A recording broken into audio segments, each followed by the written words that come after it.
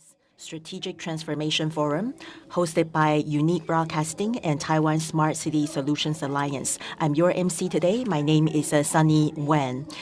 As global efforts to reduce carbon emissions, Taiwan is moving in step with the world. In 2025, our carbon fee system will officially launch. This is not just an environmental policy, but a key momentum for financial markets and business strategies.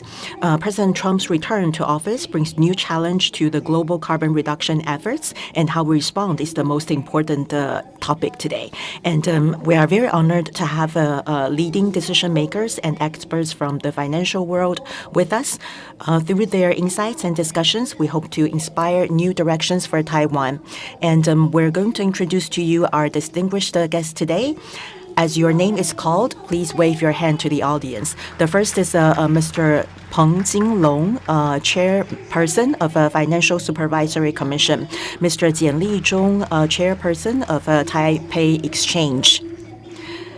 Ms. Rebecca Chen, Managing Director of Taipei Exchange.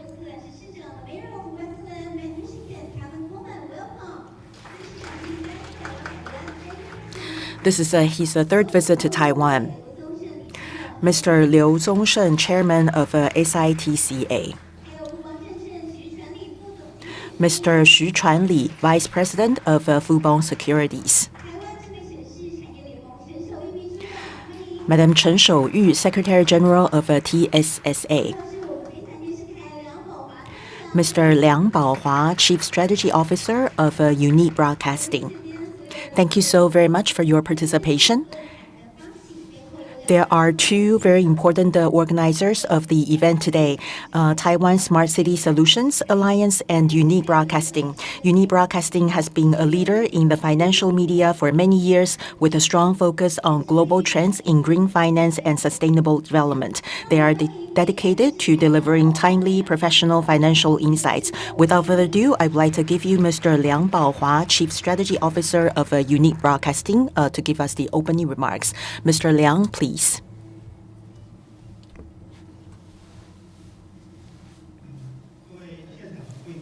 Distinguished guests, dearest friends online, good morning.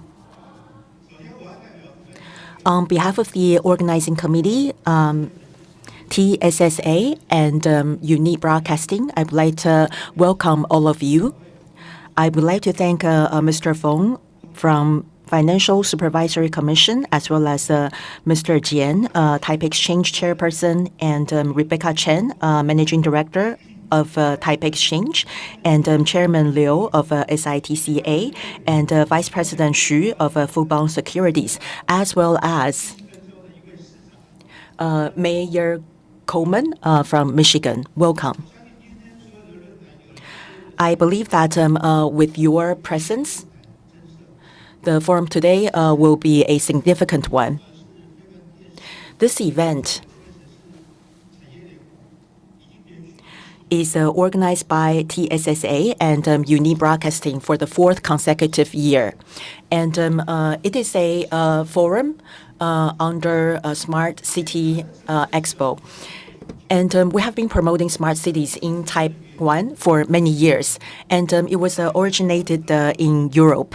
We know that there has been quite a lot of wars in Europe, starting from the mid-century all the way to the 100 years of war between the UK and France, and First World War, as well as the Second World War. If you look at the history of Europe, it is embedded with a lot of wars. And after these wars, many countries start to facilitate the development of the continent. So globalization was initiated in Europe. After World War II, there is a Paris Agreement.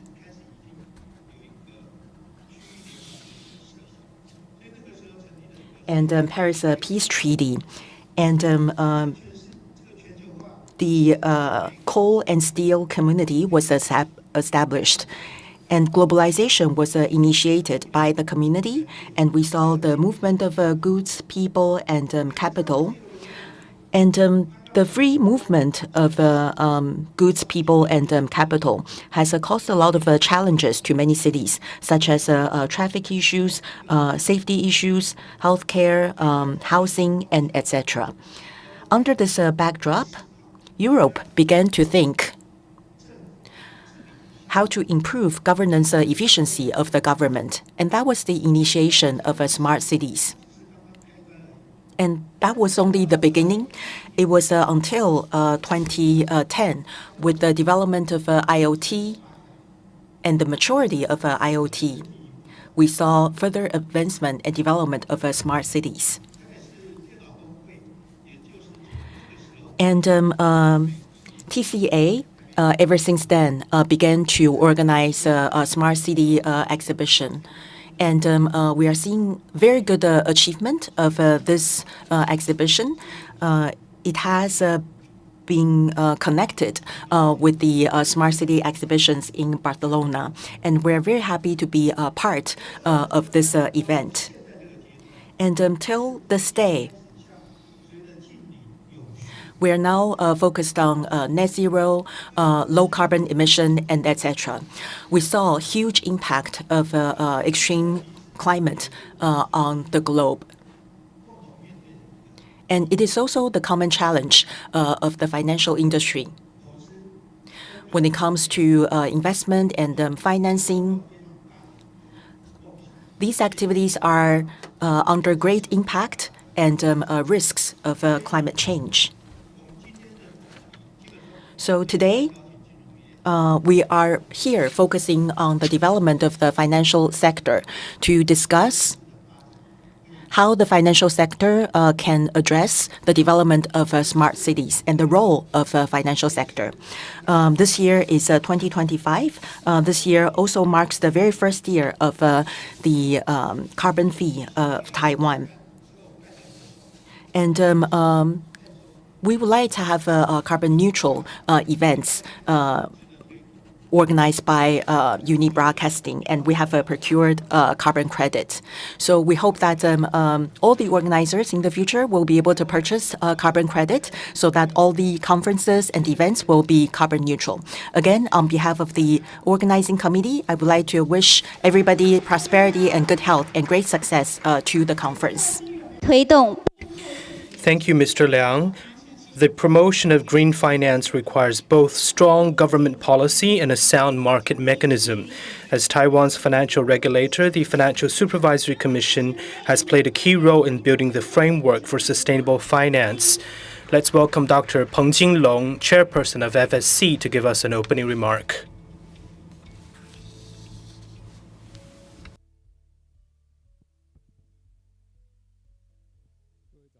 Good morning. My good friend, Mr. Liang, Mr. Jian, Madam Chen, Mr. Liu, and Mr. Xu, distinguished guests, friends online and on-site, good morning to you all. We just heard the opening remarks from Mr. Liang. I totally agree that green finance is very, very important, and I would like to thank Unique Broadcasting for their assistance this past 4 years. On behalf of the FSC, I would like to thank everybody for your efforts in organizing this forum and also for everybody's attendance. This forum would allow us to understand what are some of the opportunities for transitioning into green finance from the financial industry. And I would like to take this opportunity to share with you what the FSC has done in helping Taiwan's financial sector transform. Last year, the Ministry of Environment launched our 2030 carbon reduction plan.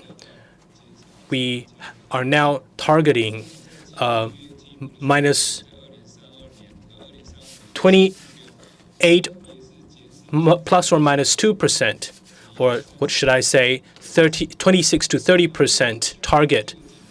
In order to accelerate carbon reduction efforts, the Ministry of Environment has also launched several regulations to incentivize corporations to reduce carbon emission so that they can enjoy better, for example, tax credits. And of course, it is very pertinent for corporations and businesses to reach these targets. This means that the financial sector actually has more opportunities to assist in financing and supporting the businesses and industries in Taiwan to become greener. The FSC, starting from 2017, has initiated a Green Finance Action Plan. Through all kinds of efforts, we've been trying to assist the financial sector and businesses to transform. By January 2025, the banks in Taiwan have lended $330 million, or actually $3.3 trillion to all businesses in renewable energy, and also a lot of money, $1.7 trillion in other kinds of related projects.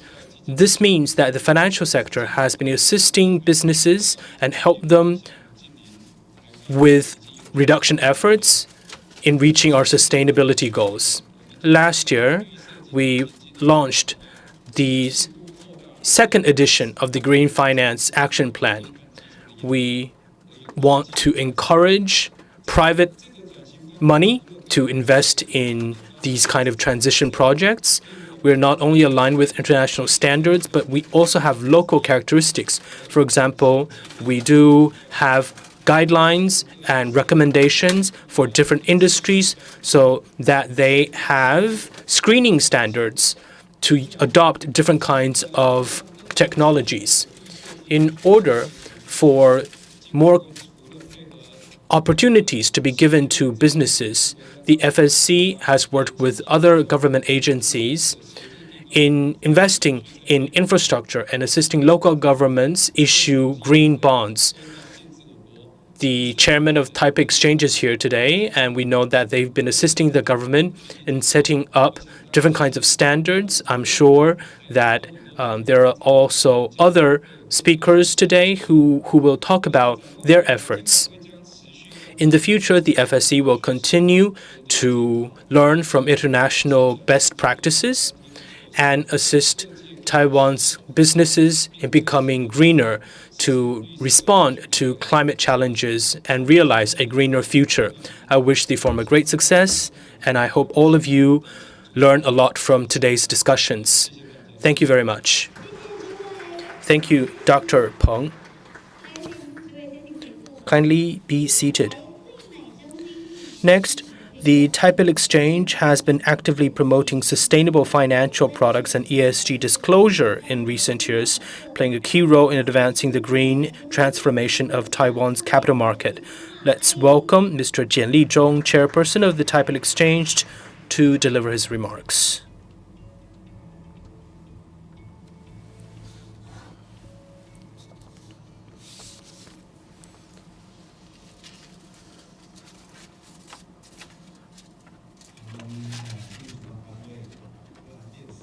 Mr. Liang from Unique Broadcasting, Dr. Peng from the FSC, dear panelists, dear distinguished guests, good morning.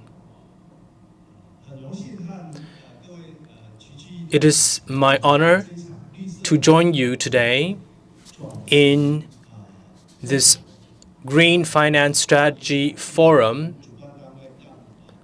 I would like to thank the organizer for inviting the Taipei Exchange to join the discussion and exchange ideas with participants. Climate change has received a lot of attention from all corners of the world. Many financial products have emerged. A lot of investment opportunities have also emerged. As we continue to promote a low-carbon economy, we believe that responsible investments should be equally important. Taiwan is at the center of the global supply chain. Many businesses will face the pressure to transform to a greener enterprise. Green finance is a way to support companies and businesses in becoming greener.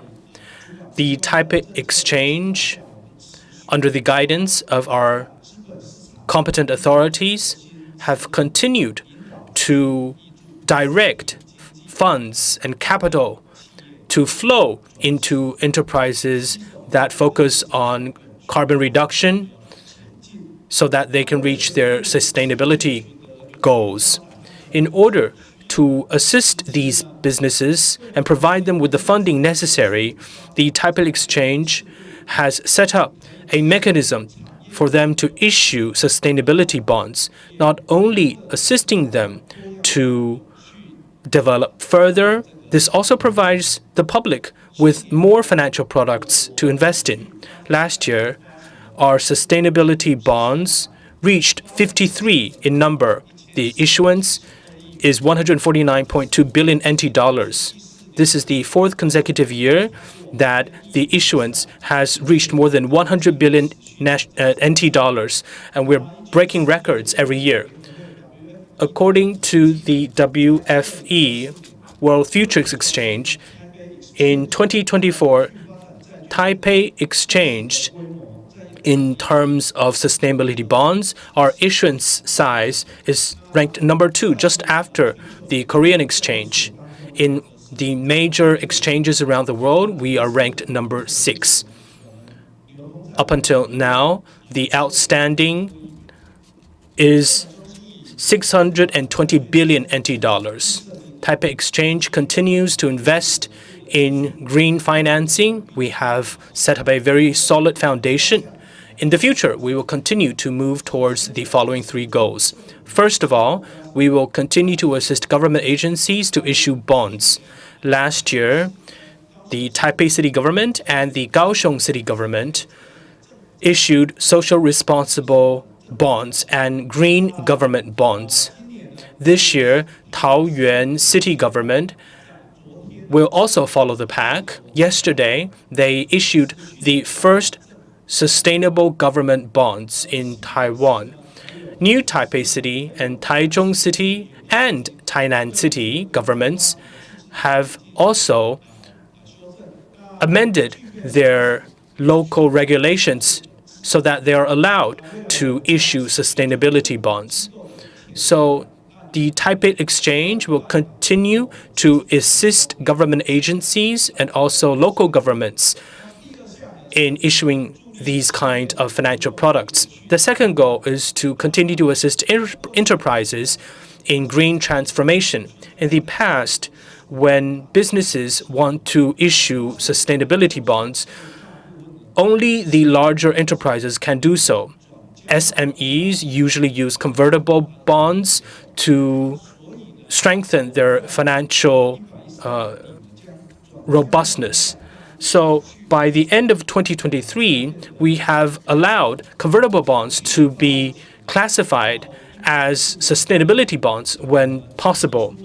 By the end of 2026, we will also continue to subsidize companies that issue sustainability bonds. Currently, 3 companies have issued sustainable development convertible corporate bonds, and in the future, we'll continue to assist listed public companies to issue sustainability bonds so that they can have the money for net zero transformation. The third goal is international cooperation.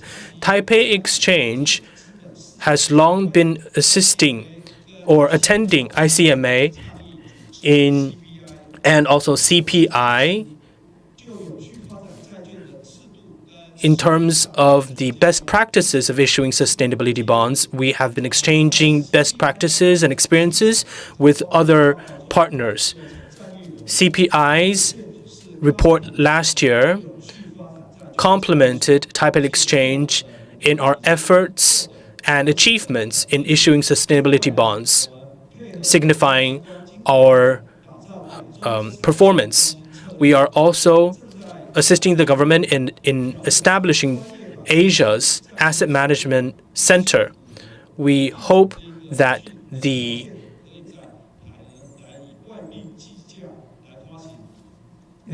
other or foreign asset managers can issue bonds denominated in foreign currencies in Taiwan. This would enlarge our sustainability bond market. These kind of mechanisms will assist public agencies and also private enterprises in their funding efforts.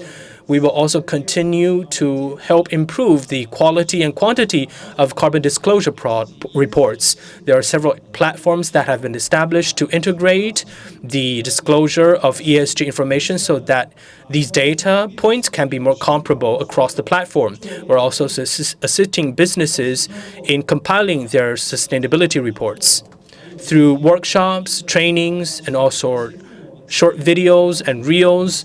We are assisting companies to have a better understanding of carbon inventory and also other kinds of climate products, for example, climate indices. These kind of assistance will assist enterprises in having a better grasp of the latest international trend and also help investors identify good targets for investment. This would, of course, assist in building a more sustainable financial industry. Lastly, I want to thank the organizer for their efforts in organizing this forum. I wish the forum a great success. Thank you very much. Thank you, Mr. Jian. Please remain on the stage. We're going to invite all the VIPs to join us on the stage for a group photo. Take a picture. 我们有请金管会彭金龙主委。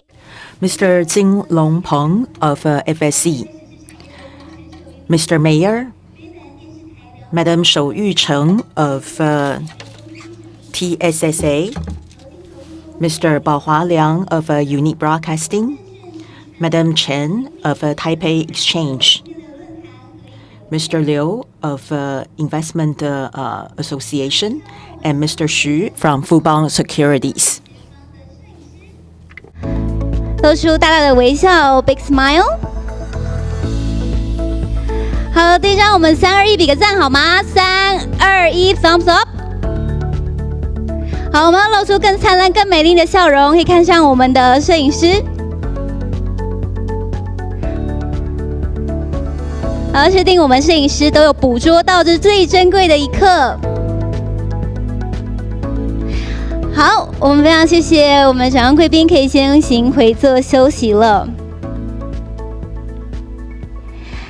而刚刚梁宝华策略长有。 As Mr. Liang mentioned earlier, the forum today is about carbon neutral, and we have actually procured carbon credits using our actions to echo the commitment of low carbon emission. We're hoping that through the forum today, we will be able to spread the knowledge of carbon credit, and we would like to also discuss the opportunities and challenges of charging carbon fees. And now we're proceeding to keynote presentations. In recent years, the Taipei Exchange has actively advanced sustainable finance by offering a diverse range of green bonds and enhancing ESG disclosure, guiding companies towards sustainable growth.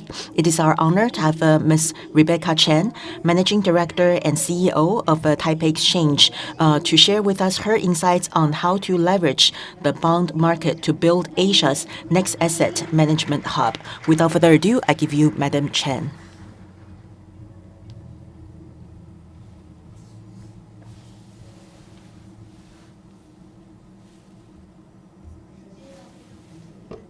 I would like to thank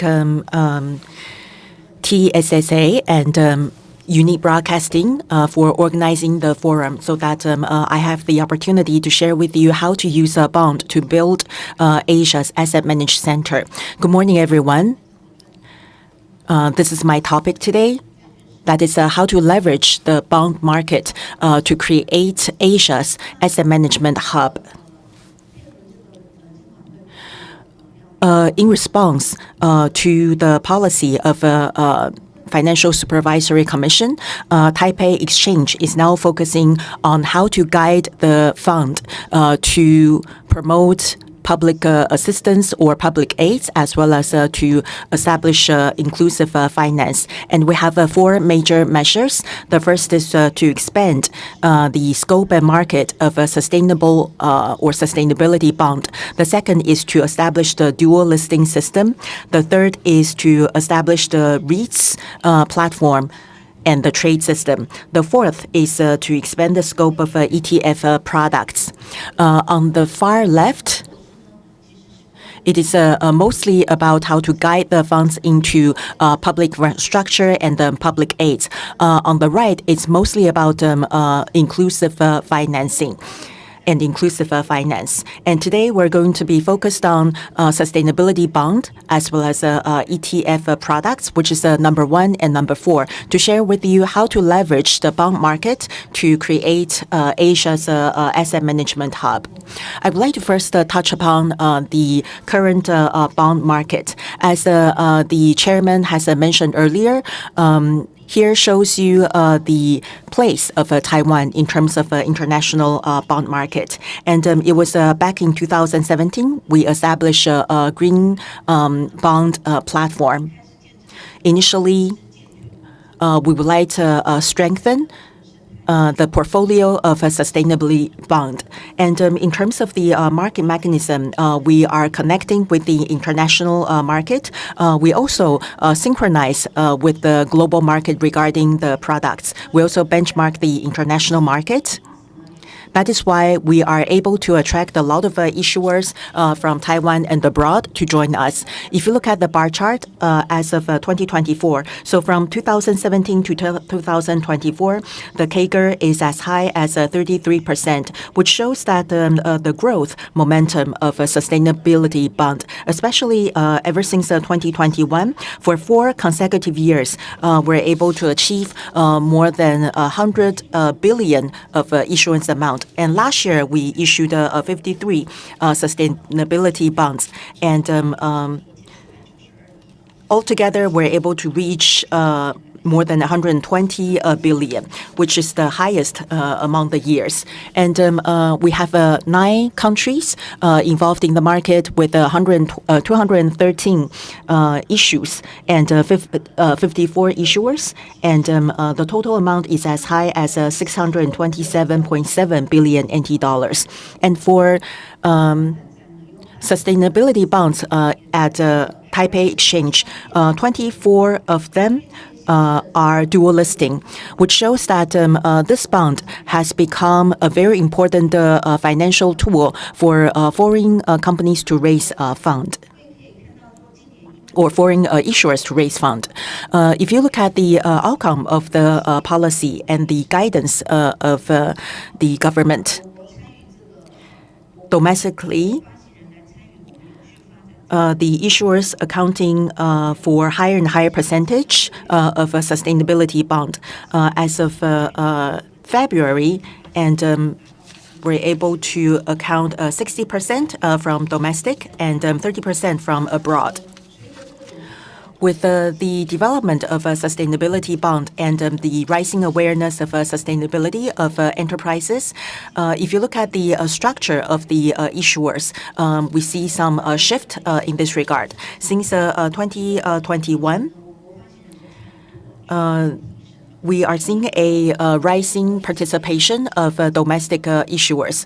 So the sustainability bond since 2021 has grown from 32% in 2021 to 88% in 2024. And the amount grew greatly to 119 billion, and the growth is more than 200%. If you look at the left, as of February this year, the domestic issuers account for 31%. However, they are the main issuers. For these enterprises that cover semiconductors and electronics and lease companies, and TSMC is the number 1 among all the issuers. And for enterprises to issue a sustainability bond has become a very important tool for sustainability development. They also have inserted great funds in this regard for the government. And this is a very important tool. So Taipei Exchange has been actively involved in the policy promotion. Since the beginning of 2024, we have both Taipei and Kaohsiung city governments issue sustainability bond. And we're also seeing 3 issues of green bonds. So as of the end of February, both Kaohsiung and Taipei city governments have 10 issues of green and social bonds, and with the amount of 4.5 billion. And we also saw the very first sustainability bond that's linked to social housing, which shows the local government's commitment to sustainable development. If you look at the purpose of the funds collected, green investment accounts for 79%, for social investment, which is 21%. And the top 3 purposes of the fund use mostly is on renewable energy and technology development, followed by green building and clean traffic. Number 3 is about basic service needs.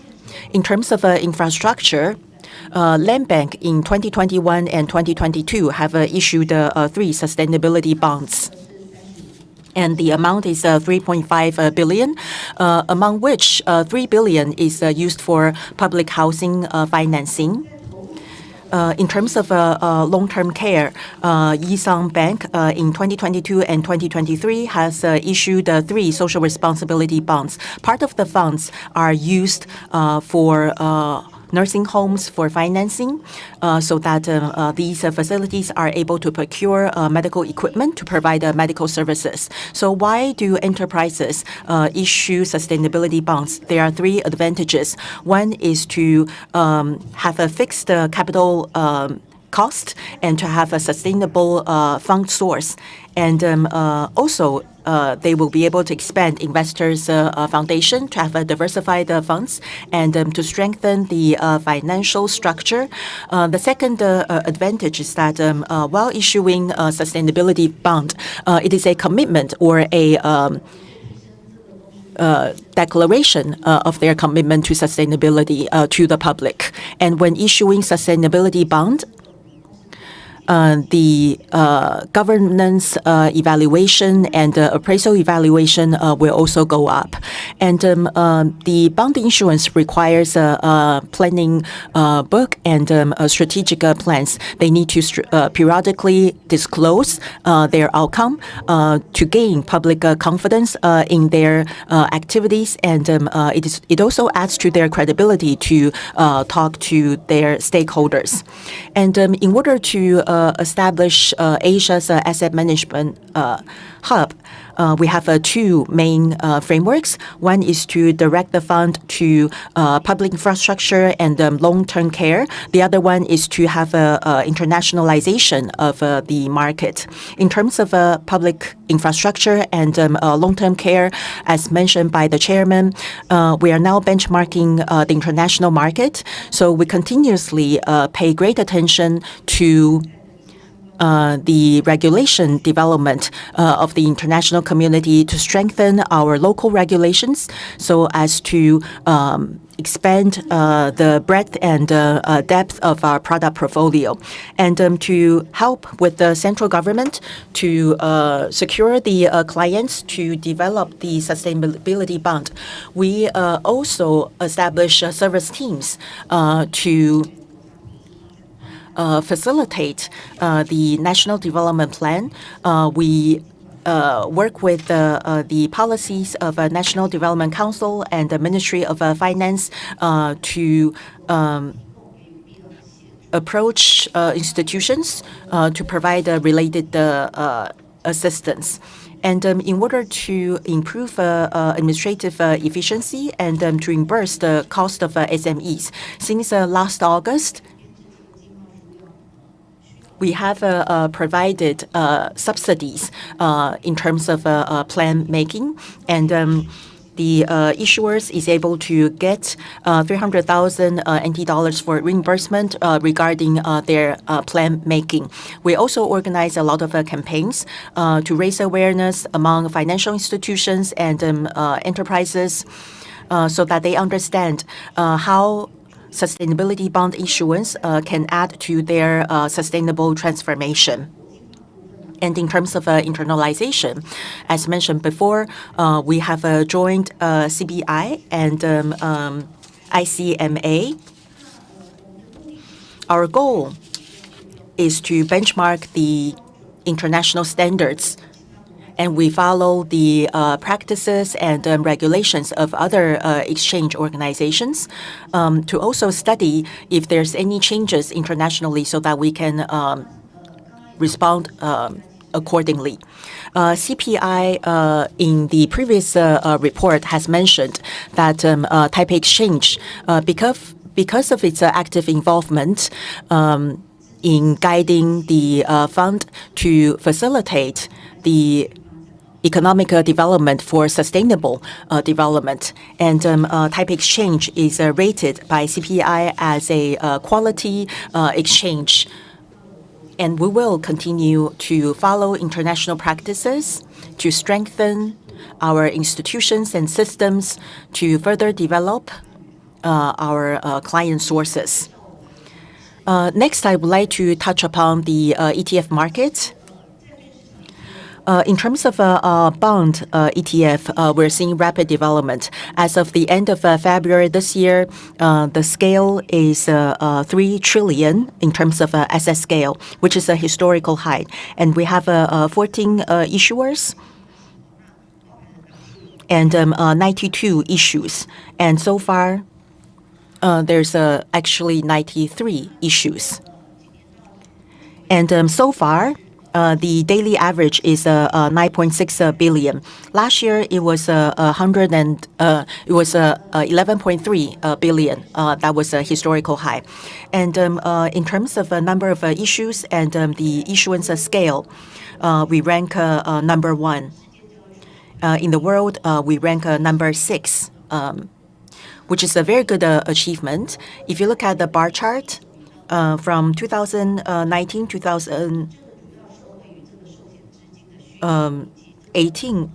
from 2017 to 2019, we saw a great growth, and it was related to the taxation wave, where the trade cost was greatly reduced.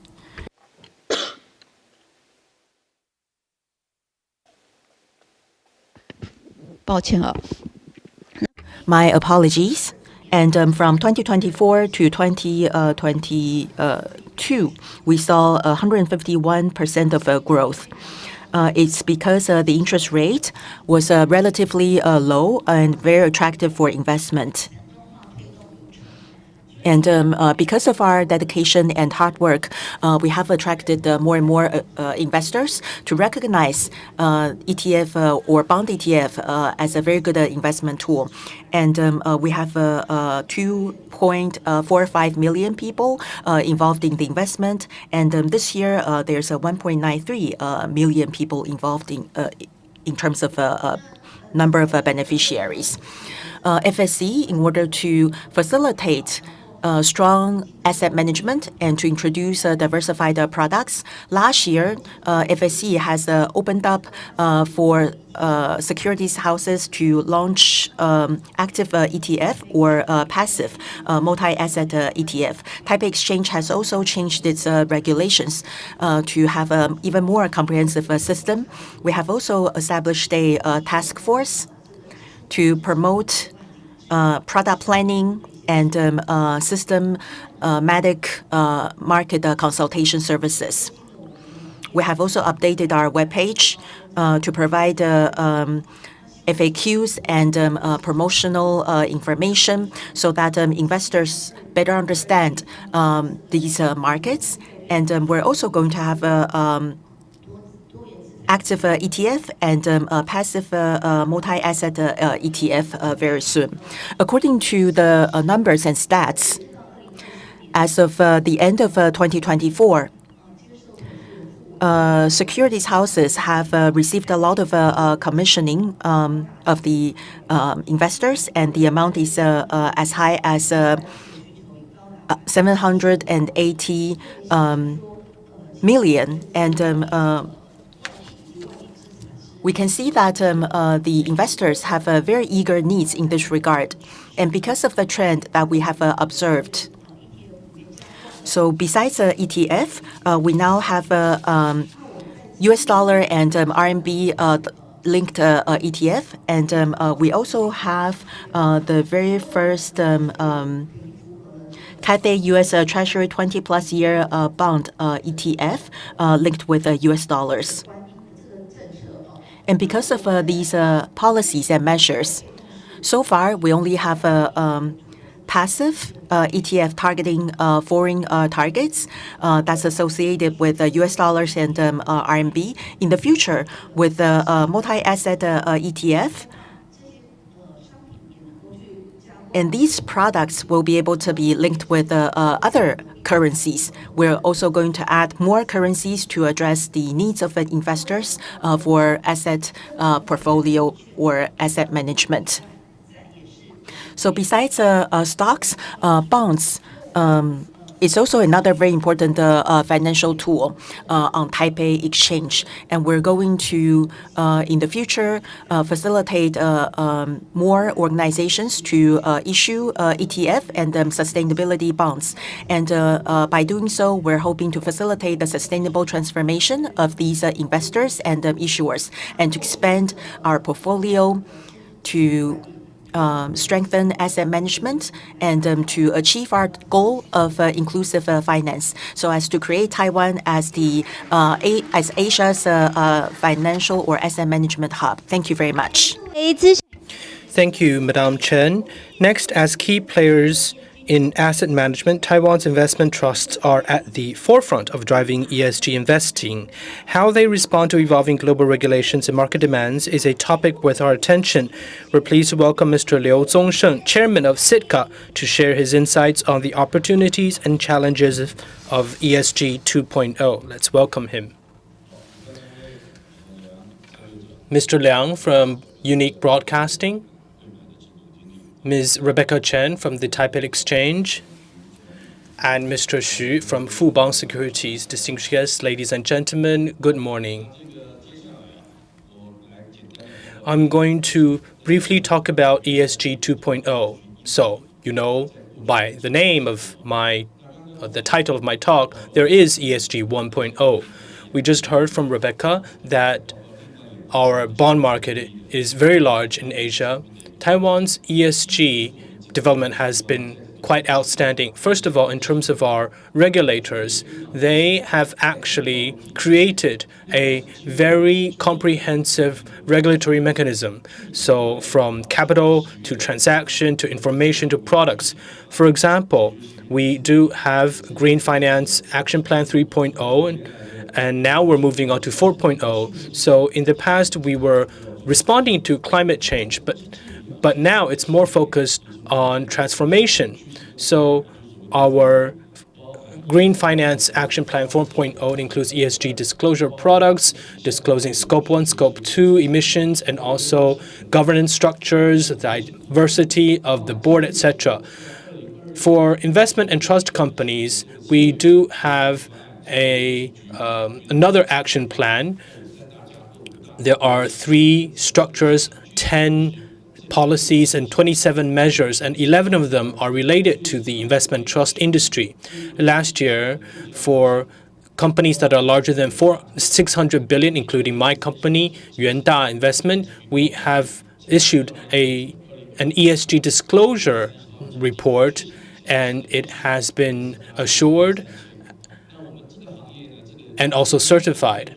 In 2025, our industry mandates that Scope 1 and Scope 2 emissions need to be disclosed. 4 years later, Scope 3 emissions would need to be disclosed as well.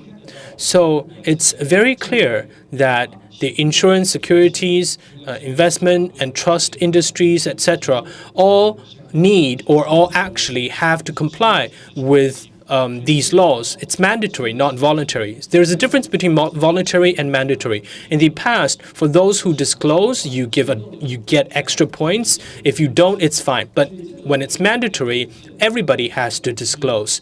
So in this regard, the introduction of ESG principles are now even stricter. You probably have heard TCFD have issued SASB, and this means that financial players will need to include, for example, ISB standards in their reports. In the future, this would be S1, S2 needed. S1 is sustainability reports. S2 is the information disclosures regarding climate change. In addition, Taiwan's ESG fund size is probably in the top 3 in Asia. There's about 1 trillion NT dollars in terms of offshore fund size. For onshore, it's also about 900 billion NT dollars. We do have master agents, and they subscribe to Article 6, 8, and 9 from the EU. So you probably see that there are ads that say that they comply with Article 9 of the EU's standards. As for beneficiaries, 2.78 million people means that there's a 5-fold increase since 4 years ago. This means that many investors now know the importance of ESG products. They know that a lot of issuers now know that ESG funds are prioritized by Taiwanese investors. So for onshore funds, the ESG funds have increased from 18 to 53. There are 70 offshore funds in Taiwan. So Taiwan's ESG fund size is probably the largest in Asia. Of course, stewardship and fiduciary duties are very important. Investors in the past only look at fundamentals and whether there are technical aspects to determine what they invest in. But now they look at balance sheets, etc. But also ESG. They even look at carbon fees, whether this would affect or impact the company's revenue, margins, and EPS. In the future, ESG will be integrated with AI. Carbon inventory or climate change models would adopt artificial intelligence technologies. So in the future, financial or sustainability information would be incorporated into our investment decisions.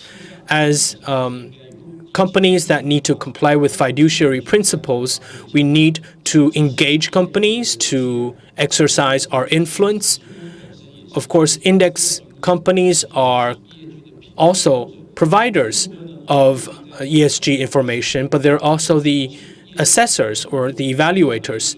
So investment and trust industries have worked very hard to work with ESG evaluation companies and also index providers to engage companies so that they can strengthen their ESG performance, not only biodiversity, but also diversity within the board, whether there are different generations, different genders, or even social diversity. What we mean by social diversity means gender mainstreaming, gender equality, and also, for example, social good is important. In the past, the defense industry was not included in a lot of these kind of ESG funds, but strengthening national defense is also a part of social good. So anyway, through engagement, we will be able to make our ecosystem better. We welcome everyone to visit Sitka's website, www.sitka.org. Last March, we have launched an ESG portal. You will be able to see the rules, regulations, policies, and information. And there are a lot of data, for example, data on onshore and offshore funds, the rules and regulations from the competent authorities. We also have guidelines on ESG funds. So if you have any need to access more information, please do visit our website. In terms of Green Finance 3.0, we have different rules and laws published on our website. For example, the guidelines for ESG reports, disclosure reports, etc. We have mentioned the five directions, 10 policies, 27 measures, etc. We do include all of these on our website. So it's very, very comprehensive. And another point that we want to emphasize is that the Ministry of Environment was established or restructured 2 years ago. So carbon fee will be officially introduced. I mentioned ISB. ISB is an international financial disclosure standard. It's under IFRS. So we want to integrate sustainability information into financial disclosures. So you have financial statements or ROE reports or cash flow reports. They are all under GRI principles. So we make sure that all of these are under the disclosure reports. But here we want to emphasize that we need to reflect the social environmental impacts of a company's operations as quantifiable financial factors. So, for example, anything that is related to carbon emission, may they be tax or fees or credits, etc., they need to be included into financial information. So if you look at EPS or price to book or price to earnings ratios, you will have a better understanding that it actually incorporates environmental factors. For example, Tesla, before it went into mass production, it receives a lot of quota so that it can sell 1.7 to 1.8 US dollars of carbon credit. It's about a quarter of their earnings. But after they've started mass production, it's only at 1/10 of their earnings. But still, it's a very sizable amount. So the Ministry of Environment is also looking at carbon trading, whether or not there are mandatory carbon credits in the future. These are various mechanisms for companies to offset their carbon emission. Otherwise, the largest emitter now in Taiwan is TSMC. They pay about 3 billion NT dollars. Other large emitters, for example, steel makers, they would also face a lot of challenges. So when we conduct financial analyses or make financial or investment decisions, we need to incorporate these factors into our decision. Whenever there are challenges, there will be opportunities, vice versa. So I think the transitioning blueprint or pathway is very, very critical. That is why the government has been playing a very important role and also attaching a lot of importance to credit pricing, carbon pricing. So I think for business owners, you really need to pay attention to this. I mentioned that we do now have ESG 2.0. The most important thing is that currently it's mandatory, so you need to comply with the government's laws. In the past, it was only because of shareholders that you need to comply or you need to disclose, but now it's mandatory. In addition, it's highly regulatory, and all three factors under ESG is being monitored. You need to achieve these goals, not only setting goals. We need to take care of all these stakeholders, not just your employees and shareholders. So I think in the future, all three aspects of ESG will bring more challenges. Since Taiwan is a very important part of the AI supply chain, we need to leverage our strengths. Otherwise, strengths will also become weaknesses. For example, AI needs a lot of energy.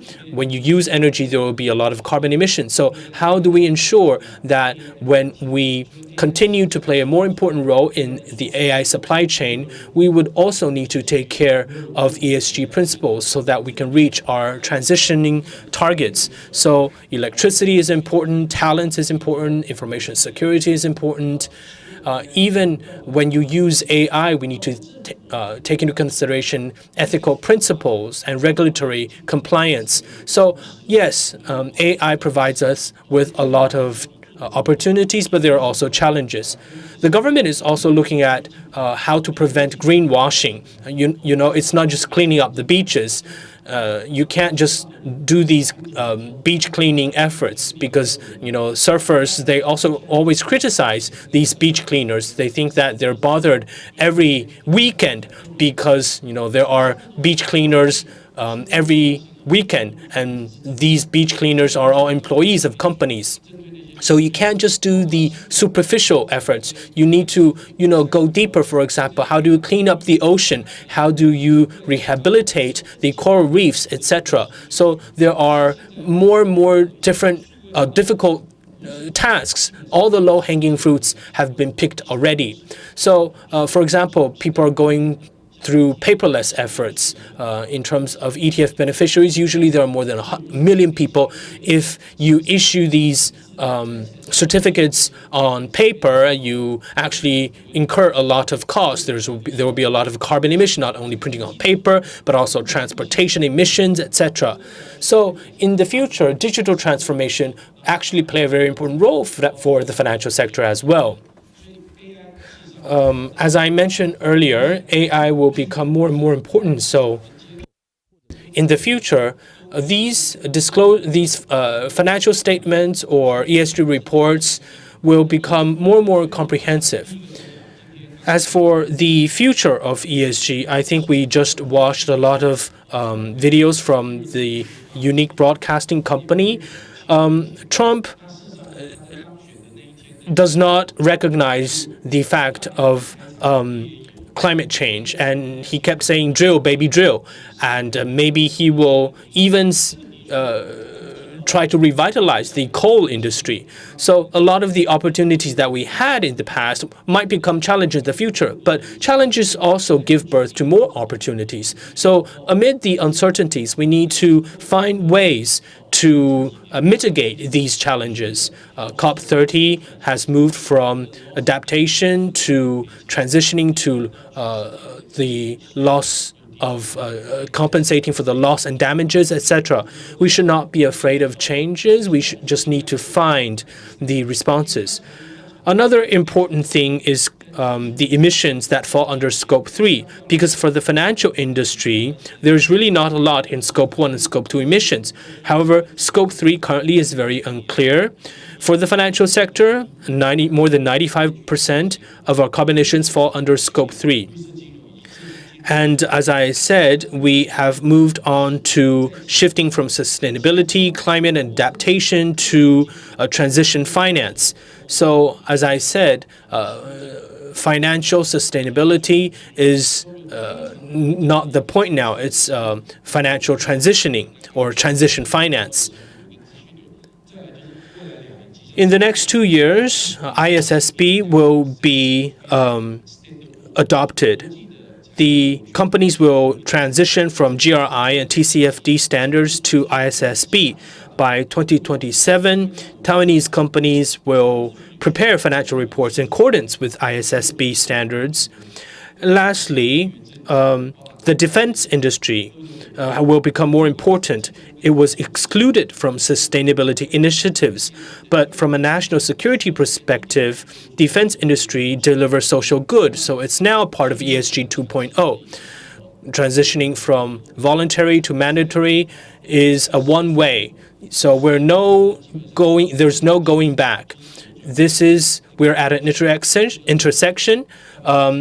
Well, we were at an intersection. You had the choice to take a left turn or a right turn, but in the future, you can only move forward.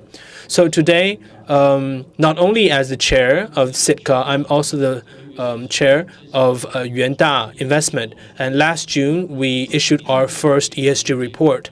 And this year, we are the only investment trust company that received recognition from the government. We're one of the 6 pioneers in these efforts. So Yuanda Holdings and Yuanda Investment and Trust Company really attach a lot of importance to ESG. And I believe the investment and trust industries will continue to work with the government. I would also like to thank Unique Broadcast and also TSSA.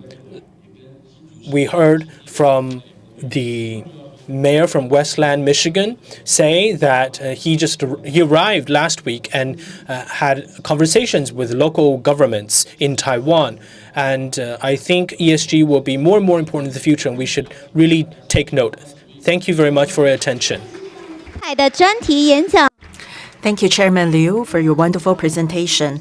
Next up, we're going to have Mr. Xu from Fubon Securities to share with us his topic on the present and future of the green capital market.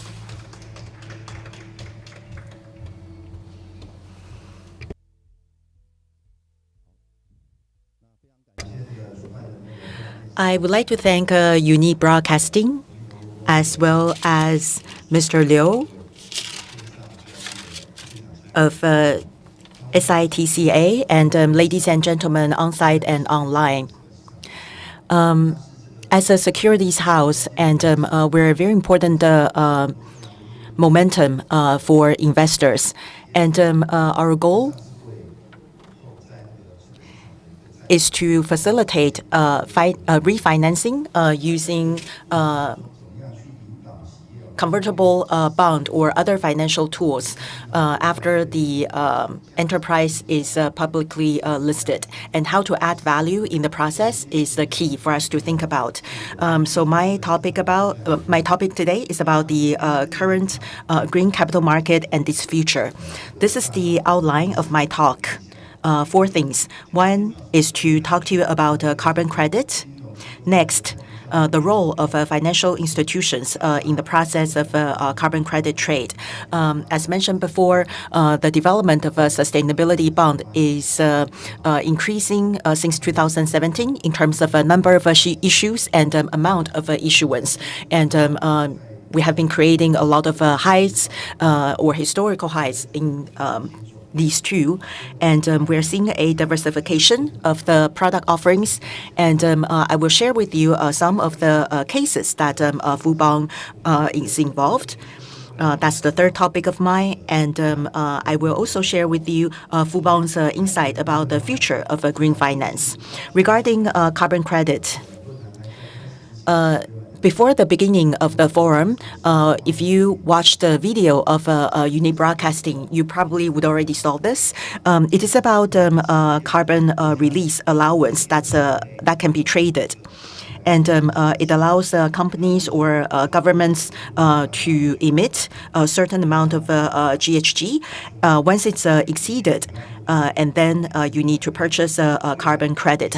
As Mr. Liang of Unique Broadcasting mentioned in his opening remarks, that the organizing committee has procured a carbon credit so that this is a carbon neutral event. And I think this is a very interesting practice, and we can definitely refer to that in the future. And the Paris Agreement further promotes this mechanism. Through these mechanisms, carbon neutral is hoped to be achieved. And if you look at the long-term goal, that's the goal that we're trying to achieve, which is carbon neutral. And if you look at the progress of Taiwan, in response to the trend of sustainable transitioning as well as net emission, and we established the carbon credit trade exchange in 2023. For Taipei 101, there are parking lots underneath, and there are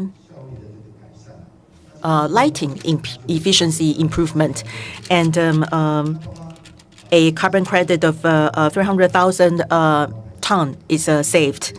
And for Qimei and TSMC, they are also supporting the practices.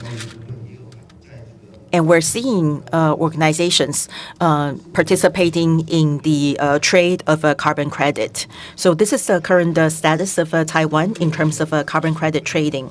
And what is the role of financial institutions in carbon credit?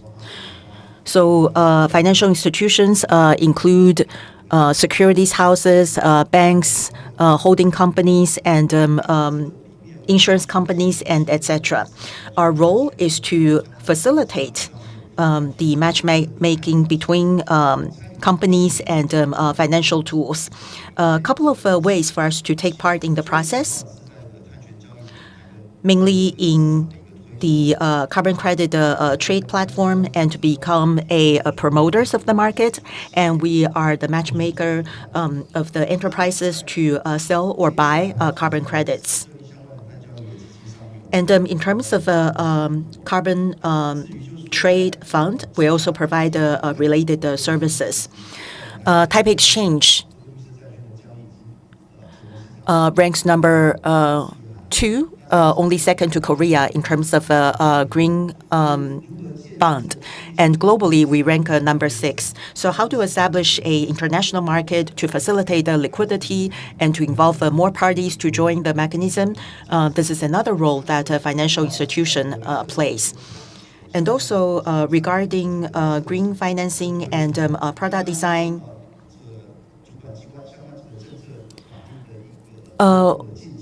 we need to work with the competent authorities regarding the status of the policies. And for example, products like carbon credit futures and options, we don't see related products yet in Taiwan.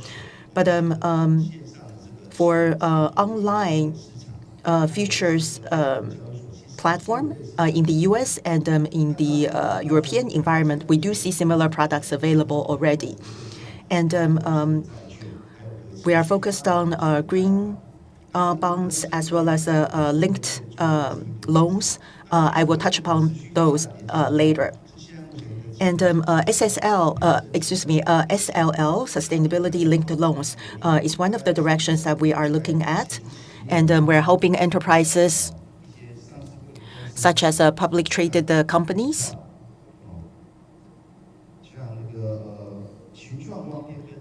such as Innolux and Junhong. They are launching these products. And regarding the indexes or indices, and regarding ESG low carbon 50, there is a ETF product designed accordingly. So these are the targets that's worth the investors' attention, and to pay attention to the launches of new products so that you can take part in the process of market promotion.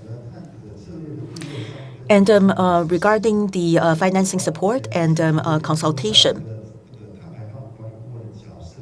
so financial institutions can play the role of a consultation provision and to help enterprises to evaluate carbon footprint as well as to strategize for carbon reduction.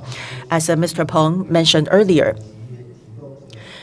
how to provide loans for high emitters, I think that's also another direction that we need to think about.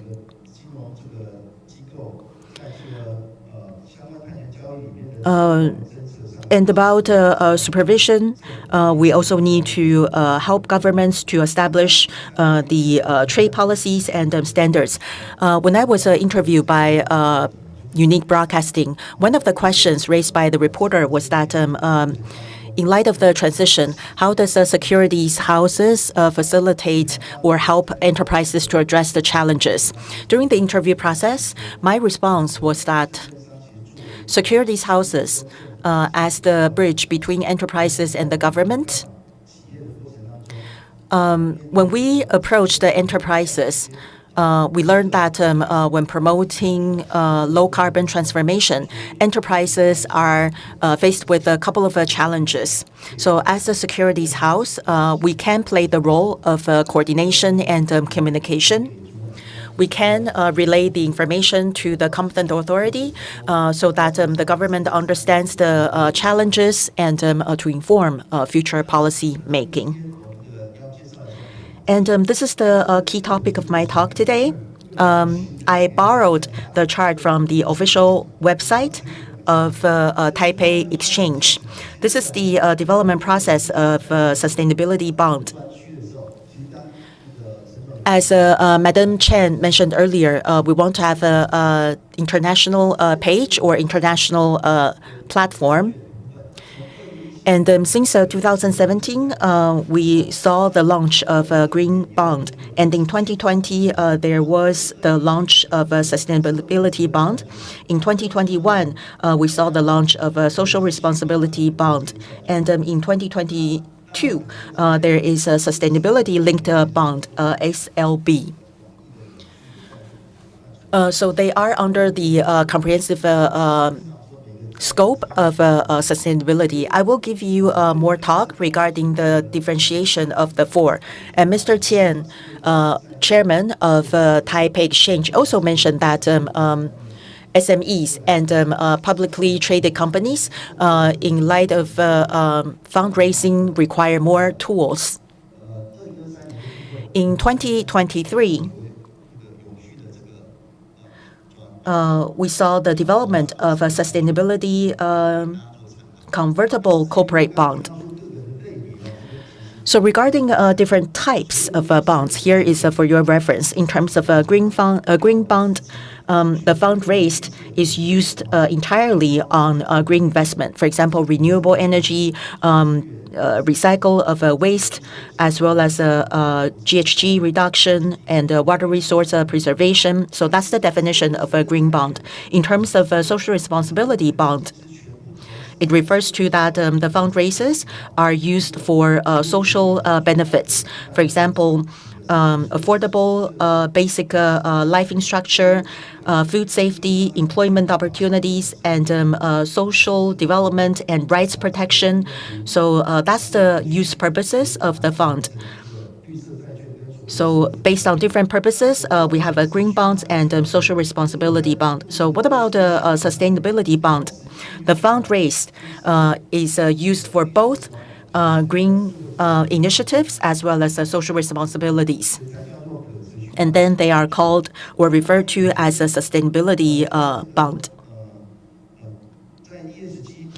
In terms of ESG or performance assessment, when the company is doing well in these regards, then how do we further enhance the product design? That's why we have a sustainability-linked bond. And then the use purpose is not restricted, but then the issuance condition is defined as once the bond is issued, and then the payment term and the performance assessment are related to sustainability. For example, carbon emission target is to reduce by 10% in 5 years.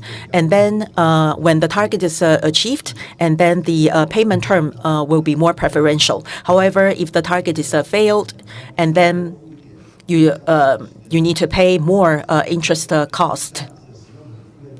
So it's the idea of users pay, and to apply this idea to the design of a financial instrument. And the condition of issuance, as mentioned before, or Chairman Jian also touched upon this. In 2024, we had 32 green bonds and 11 social responsibility bonds, 9 sustainability bonds, SLL1.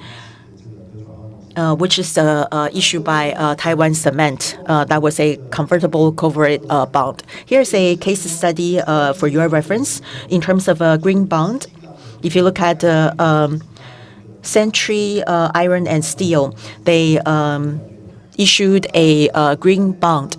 We know that when a bond is issued, when we involve the investors, there are two ways to do that for underwriting. One is book building, the other is auction method. For auction method, say the face value is $100, and then in order to recruit, we can use 105 or 110 to auction the bond. So this is an auction method.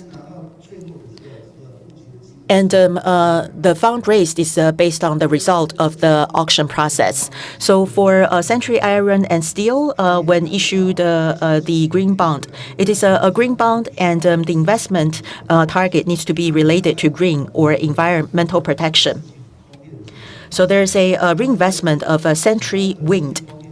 And Century Wind is mostly about offshore renewable energy and underwater infrastructure manufacturing. So this is for your reference. After issuance, the performance is pretty good. We know that the market fluctuates. The issuance of a green bond.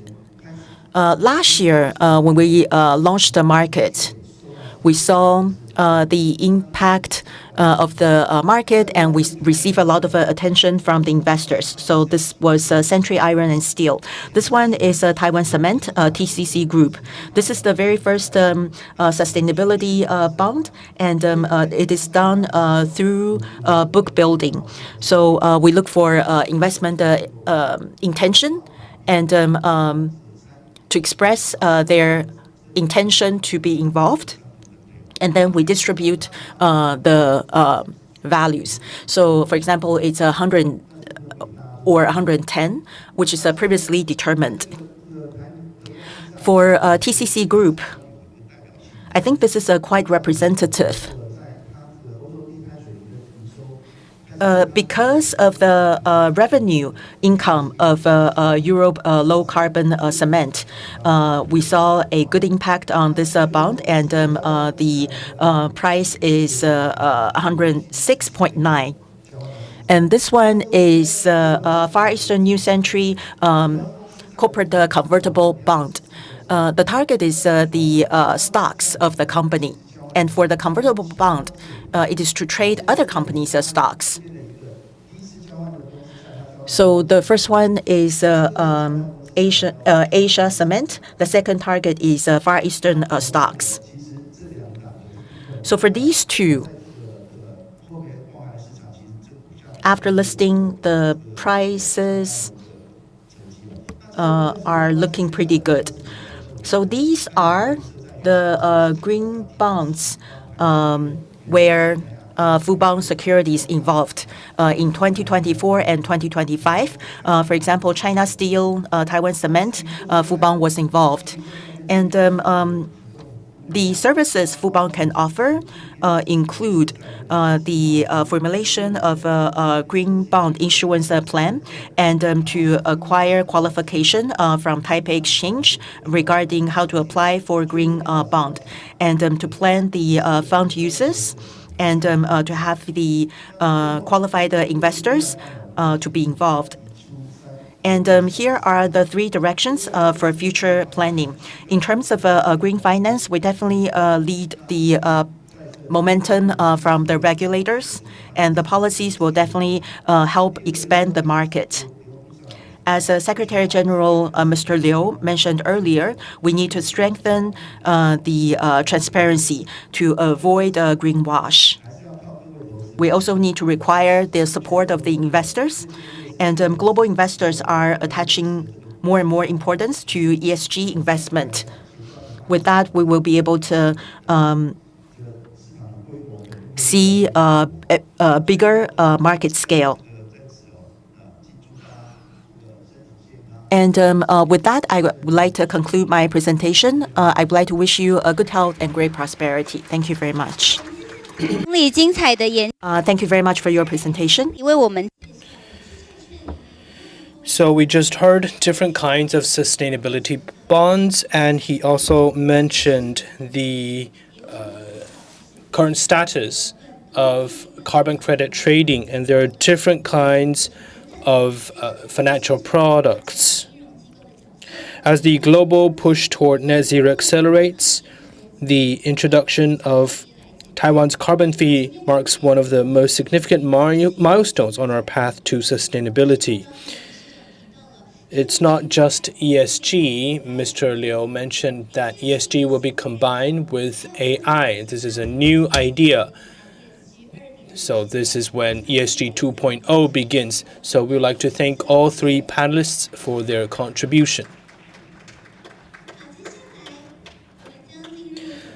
Up next is the highlight of today's forum, the Carbon Fee Era Summit Dialogue. As the global push toward net zero accelerates, the introduction of Taiwan's carbon fee marks one of the most significant milestones on our path to sustainability. It's not only a turning point for industrial transformation, but also a key opportunity for businesses to enhance their competitiveness. The carbon fee will reshape corporate cost structures and drive the financial markets to rethink how capital allocation can support a lower carbon, more sustainable future. Today, we will first explore major global trends and focus on the challenges and opportunities that capital markets and industries will face after the carbon fee takes effect. We're honored to have 4 distinguished experts with us today. We will first welcome the CEO and Managing Director of Taipei Exchange, Rebecca Chen, Mr. Liu Zongsheng from Sitka, and Mr. Xu from Fubon Securities. This dialogue will be moderated by Mr. Liang from Unique Broadcasting. Okay, we all mentioned the new U.S. President Donald Trump. His re-election in 2024 has had a profound impact on global climate policy and corporate sustainability efforts. He withdrew from the Paris Agreement again, and there are a lot of uncertainties in the future. I think Taiwan faces several dilemmas. First of all, Taiwan is not a member of the United Nations. Under such conditions, sometimes we are more passive in promoting ESG. For example, TSMC's clients are in the US, large clients like Apple. Apple requires TSMC to use green energy, so they need to buy these green energy certificates. Europe is also introducing CBAM, the Carbon Border Adjustment Mechanism. So Taiwan's suppliers need to adjust as well. If you want to export products to the EU, you need to reduce carbon emissions. Before Trump came to office, the U.S. had the Clean Carbon Act, CCA, which is basically America's carbon fees. This means that Taiwan's government will need to turn from being passive to being proactive. However, if President Trump withdrew from the Paris Agreement and does not believe in climate change, maybe CCA will be more muted, and this would affect future development as well. But then the problem is, as I said earlier, usually the government and our businesses are at the more passive side. But Trump's attitude or Trump's action might affect our willingness to continue with our efforts in ESG. All industries that are engaged in ESG actually invest a lot. The cost is actually high. So this would create what we call green inflation. So under this backdrop, let me first ask Rebecca from the Taipei Exchange. Given the shift in the U.S. climate policy, do you think this will impact Taiwan companies and their efforts to reduce emissions and achieve net zero targets? How might these change affect the Taipei Exchange and its initiatives? Well, thank you, Mr. Liang, for your questions. It is true that after Trump came to office again, he has brought along a lot of uncertainties to climate change efforts. Would this affect or impact Taiwan's companies? Well, first of all, the market is really dependent on people. The core of ESG development in Taiwan is basically propelled forward by the supply chain. So if, for example, leading companies in the world have not changed their supply policies, then our vendors, our suppliers, will need to follow suit. For example, you mentioned Apple. Apple, of course, is a huge client. According to their carbon reduction pathways, they will continue to launch carbon neutral products. And if you take TSMC as an example, starting from 2025, carbon reduction goals will become a very important part in their company goals. So if you want to be part of the supply chain, you will need to follow these policies as well. You need to conserve energy. You need to reduce carbon. They would need to be part of your company's policies. The second trend is that we don't know whether or not countries around the world will continue to comply with Paris Agreement. But if you look at the EU, China, Japan, Korea, these major economies in the world, they continue to implement carbon reduction and net zero policies. Taiwan's government has also established a national committee on responding to climate change. They look into, for example, various green technologies to assist with the mitigation of climate change effects, etc. So these are still evidence, strong evidence that we continue to promote carbon reduction. And carbon pricing will take effect this year. Carbon fees will be collected. This means that if you emit too much carbon, this will become your cost. So for companies to remain competitive, you would need to continue to invest in carbon reduction and net zero. The Taiwan Exchange has been established for 30 years. Our mission is to assist enterprises in Taiwan, especially SMEs. So we continue to assist SMEs to reduce carbon emission. We set up a lot of seminars. We have a lot of workshops to assist SMEs in setting up goals for carbon reduction. We also assist them with learning measures to reduce carbon. We also invite leading companies, benchmark companies, to set an example. These SMEs can learn from these benchmark companies. For our portals to listed companies, we have a dedicated section for carbon inventory so that companies know what are the best practices to take stock of their carbon emissions. We have also published the guidance and FAQs for Scope 3 inventory. So I think these are some of the efforts the Taiwan Exchange has been doing. We continue to emphasize that companies will need to recognize the fact that the carbon fee era has come. The Taiwan Exchange will continue to assist them. Thank you. Well, thank you very much. So it's quite clear that even if there are uncertainties under the Trump administration, we should not look back. And yes, this year we start collecting fees. Next year is the official year. And in the beginning, we target the larger emitters, the 281 large emitters. So I would like to ask Mr. Liu from Sitka. I think the market does not care about dreams, you know. If you're not under stress, you're not under pressure, companies usually do not want to invest in carbon reduction. This is too much cost.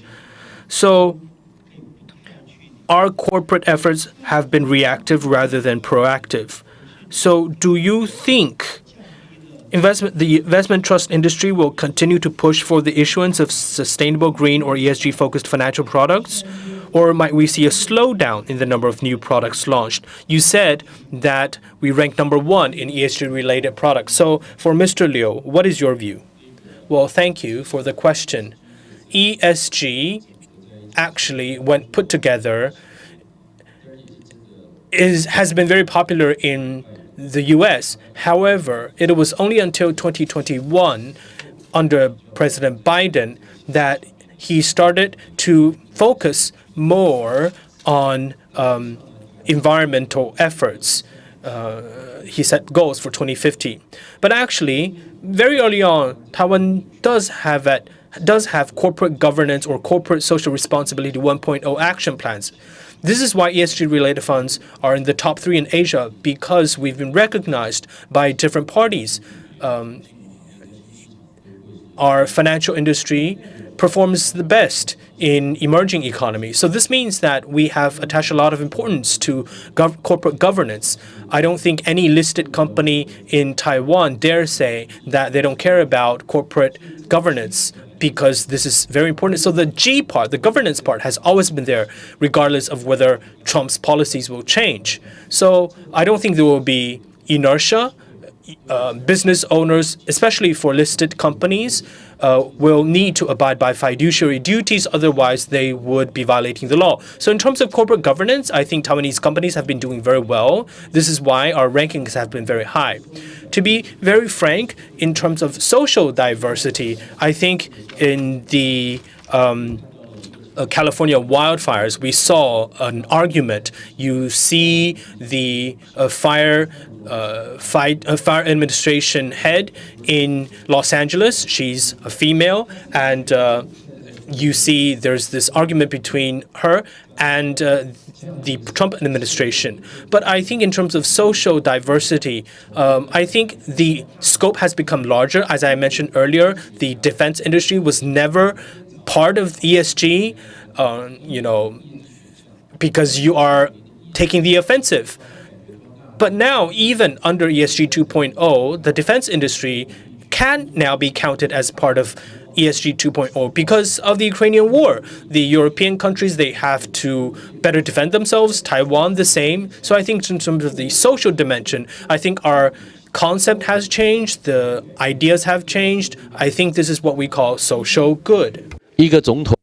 Indeed, as a president, in terms of E, has so much to say. This is actually not his first time withdrawing from Paris Agreement. He did that already before, but the climate is changing, and greenhousing effect is happening. The cold places are becoming warm. The warm places are becoming cold, and in 2021, COP26, that was convened in Glasgow in Europe, and there's also one in Egypt, Dubai, and Baku, and the ISSB. And to be honest, much of what we do was already set in 2006, and we're now changing to climate mitigation. So only stepping on the brake is not enough. We need to change our speed. And in Dubai, it only talked about damage and compensation. And ironically enough, it was convened in a place where oil was being produced. So the comments of Trump might be media attention calling. And we had an anti-ESG law that was initiated by Texas and then followed by Florida. Even for the blue states in the United States, they also signed anti-ESG bills, even though Trump does not support. But then we had, for example, the state of New York to support ESG. It shows us that we see different directions of different parts of the world. And there are 3 types of funds in Europe, Article 6, 8, and 9. Article 6 is to invest in ESG. Article 8 is to use ESG for investment. Article 9 is to use ESG to invest in ESG. So this is a light green and dark green, but there are a lot of dark greens are now light green, which is in a way a type of a greenwash. So we saw that in Europe, and Credit Suisse, before bankruptcy, was a rating company. And another company in the U.S. Before bankruptcy got a ESG award. In terms of digitalization or paperless, it's also a type of ESG transformation. So you don't necessarily have to be concerned about a certain policy or certain comments of a country's leader.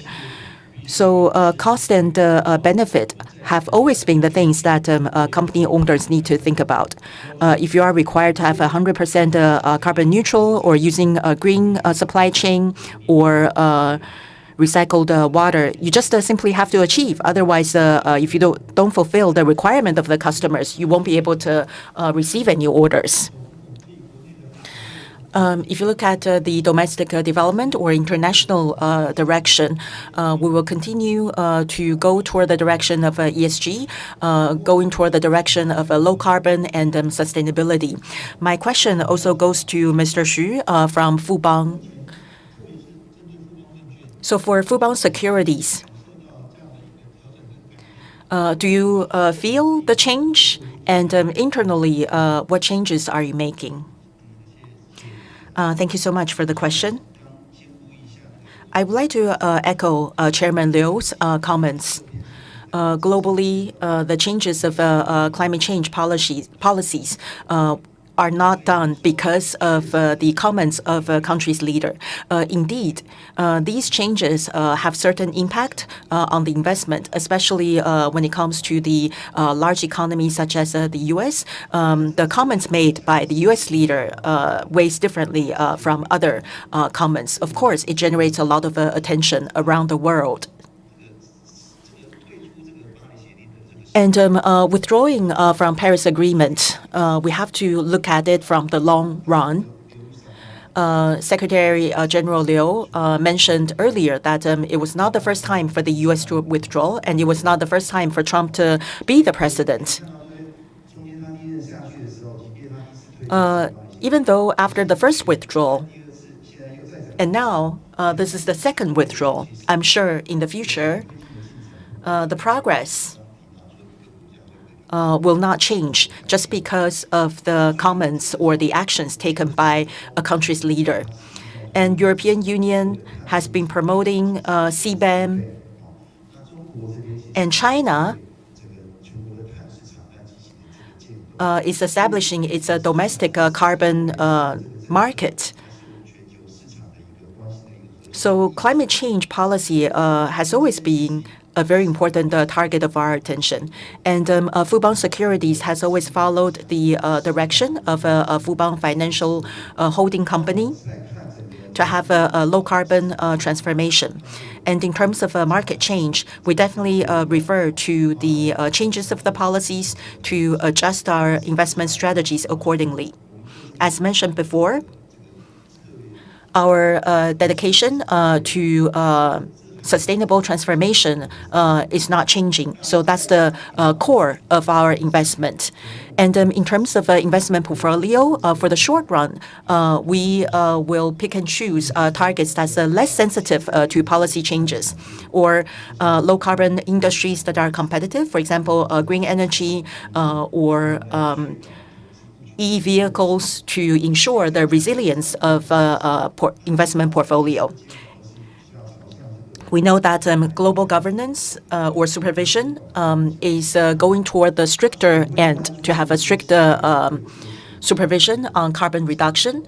And we definitely pay attention to the commitment of a company's carbon reduction. For example, for their day-to-day operations, so that carbon reduction is implemented in their day-to-day operation. That's something that we definitely keep a closer eye. And regarding CBAM, the reason that Taiwan is attaching great importance to CBAM is because if you fail to comply with the regulations of CBAM, your products shipped to European Union will be subject to additional taxes. And this, in turn, impact the profitability of companies in Taiwan. That's why I mentioned this. And in terms of the impact on global investment community, we believe that the capital globally will move toward low carbon development. And the government is launching more green-related policies.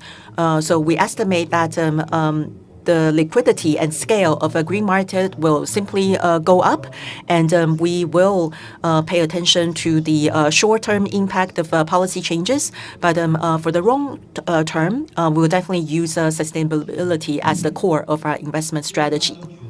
Thank you very much. In terms of green development, indeed, it does not change just because of the leader of one country. With time, we see that the history does not change just because of one man's comments. But indeed, we are seeing that Trump is trying to make some changes or trying to make some impact. So we definitely need to also pay closer attention to that. We know that 2025, Taiwan's carbon fee system will officially take effect. And we first start with 280 companies and 500 factories. And next May, the carbon fee will be charged. Of course, there are some preferential measures. For example, there's a Plan A and Plan B. Currently, the charge is 300 NT per metric ton. And if you could propose some carbon reduction initiative, it can be as low as 50. Or if you can reduce carbon emission by a certain degree, it can be as low as 100. As Mr. Liu mentioned, we are moving forward. And now the system is more like a incentive one to encourage carbon reduction. But in the future, it'll be punitive. If you fail to reduce carbon emission, the charge will be higher. And further along, for publicly traded companies or large enterprises, the carbon fee will be charged on SMEs. So that's the direction, and it's a very clear direction. After a carbon fee is charged, a new trade market will be established.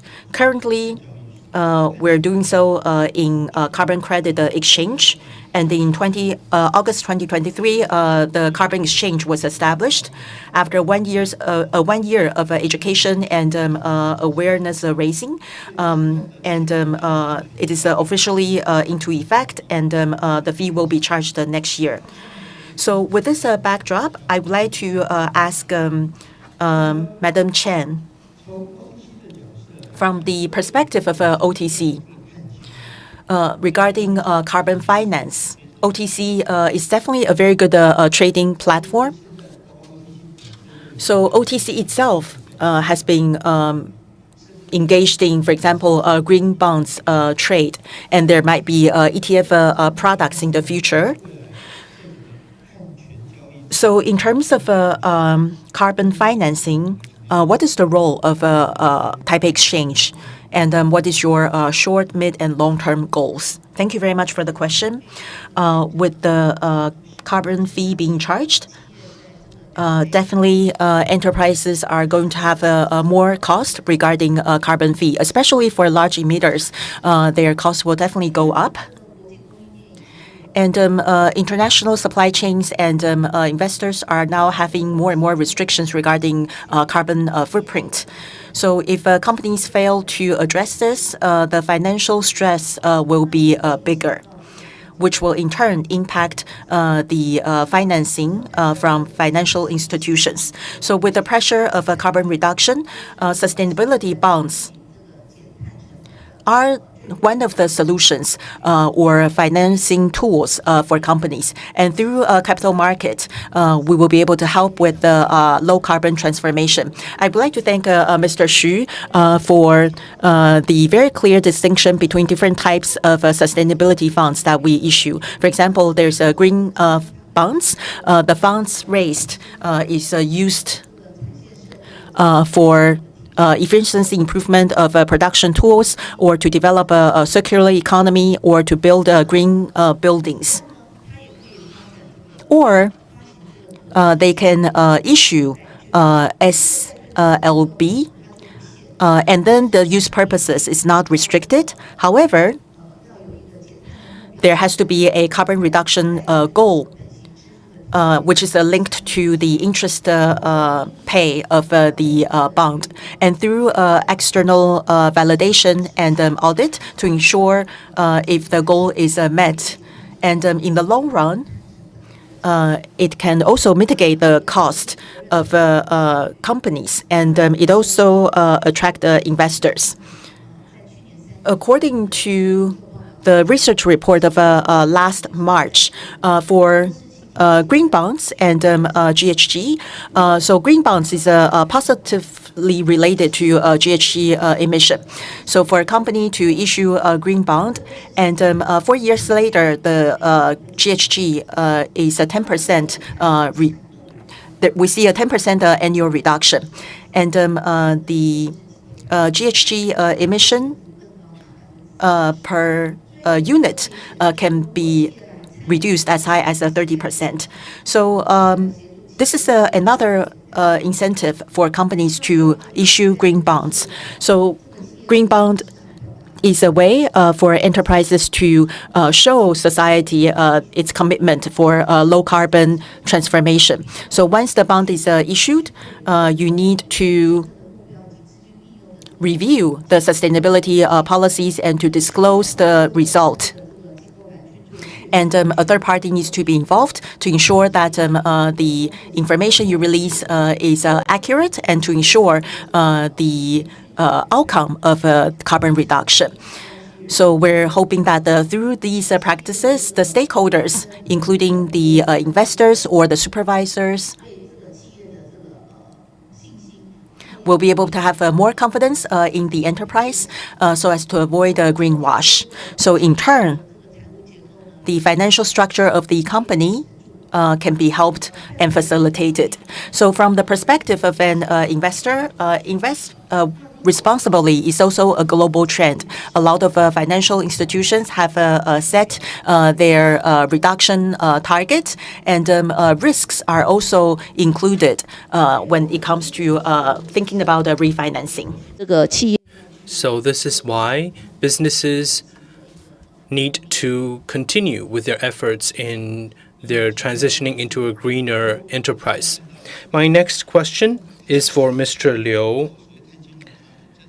I think there are a lot of opportunities in carbon finance. Many countries have already demonstrated this possibility. Do you see the possibility of developing carbon credit products or carbon fee impact funds in the future? Are there any benchmarks from other countries? I would like to take this opportunity to say that during Madam President Tsai Ing-wen's second term, she made sure that our rules and regulations regarding carbon fee is set up in a very comprehensive way.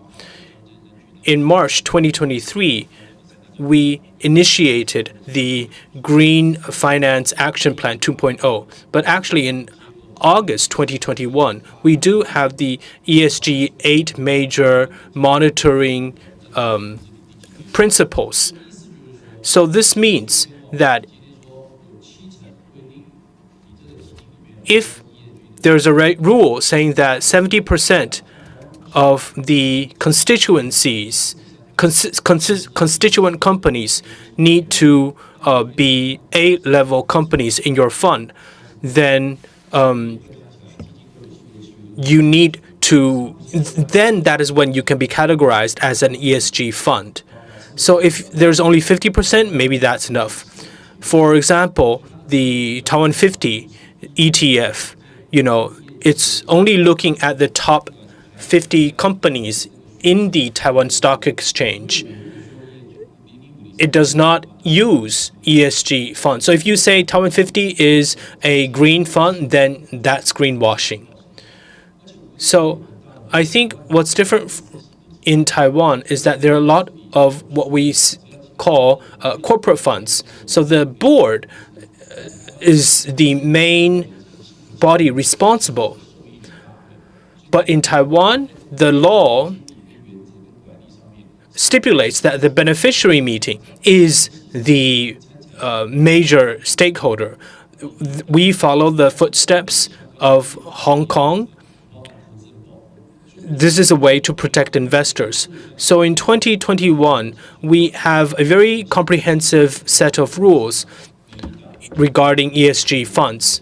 And the 50 funds have been highly assessed and reviewed by the regulator. Of course, then the difference is the size, the liquidity, etc. We can't guarantee the performance of ESG funds. So even if they're ESG funds, yes, the goal is well-intentioned, but it will, of course, be affected by the market when, there's a downside. Maybe it will also increase in its performance when the market rallies. We invest in ESG-related stocks, but now the regulator asks us to screen our investment targets with ESG screening measures. That's the first thing that I want to mention. The second thing is that carbon fees will be collected starting this year. It's currently targeting the larger emitters, but our discussants have mentioned that the EU will officially put CBAM into effect. CBAM is more like a tax. For the US, they used EU ETS, which is more like a quota system, so it's more mandatory. If you reach that standard, you will receive carbon credits. We looked at, for example, brown sink or blue sink or green sink, these different kinds of carbon sinks. So carbon finance actually incorporate taxes, surcharges, fees, sinks, etc. We didn't mention Tesla. Tesla had the opportunity to receive a lot of carbon credits in the past, but now it's no longer the case. For Taiwan, we don't have a secondary market. So maybe in the future, we will develop our own carbon credit market. For if you have carbon credits, you might offset your carbon fees. It's similar to if you want to lose weight, you need to exercise, you need to watch your diet. You can also take pills. Of course, taking pills can also assist in losing weight, but that's probably not the healthiest way. So the same with carbon reduction. You can offset your carbon emissions with carbon credit, but the best way is to reduce your carbon emission. There are some companies that use other methods. So if you really want to transform, we're seeing that many companies are trying to restructure and become a more robust company. You can store carbon. That's why we have CCS and CCUS. And our academic Seneca is also researching into different kinds of new technologies. So there are different ways to reduce carbon emissions. In addition to EU ETS, there's also carbon futures. The largest carbon future is in Amsterdam. Originally, it was in London, but after Brexit, it moved to Amsterdam. In Singapore, there's ICE. It's an intercontinental exchange, one of the largest in the world. The carbon futures in Amsterdam has about 30 to 40,000 contracts transacted every day. So if you're affected by carbon fee, you can use carbon credit futures because futures basically have price. You can hedge, you can invest, you can speculate. Maybe in the future, after leveraging carbon fees in Taiwan, we can also introduce carbon credit futures. But of course, carbon credits are a financial product, so their prices can increase but also decrease. So in the US, there are fund companies that have set up carbon future ETFs. So in the future, you don't need to really buy carbon credit. You can buy carbon credit futures. You can even buy carbon credit future ETFs. The US, Korea, Hong Kong are developing these kind of products. Sitka has been inquired by our member companies they have asked about whether this is a possibility, so we will discuss with the FSC. For these kind of derivatives, the FSC, of course, have a lot of strict rules, so it's still under deliberation. But from carbon credit to carbon credit futures to carbon credit future ETFs, this is actually existent in the international market. But this does not mean that new carbon reduction technologies or your individual carbon reduction efforts don't count. That is why the Sitka has set up the carbon credit exchange in Kaohsiung along with the FSC. Because in addition to exchanging carbon credits, we can work with the Ministry of Environment and develop our carbon credit, our own version of carbon credit, so that there will be other kinds of carbon credit products, not only credits and futures, but also ETFs, bonds, stocks. Thank you. My next question is for Mr. Xu. I think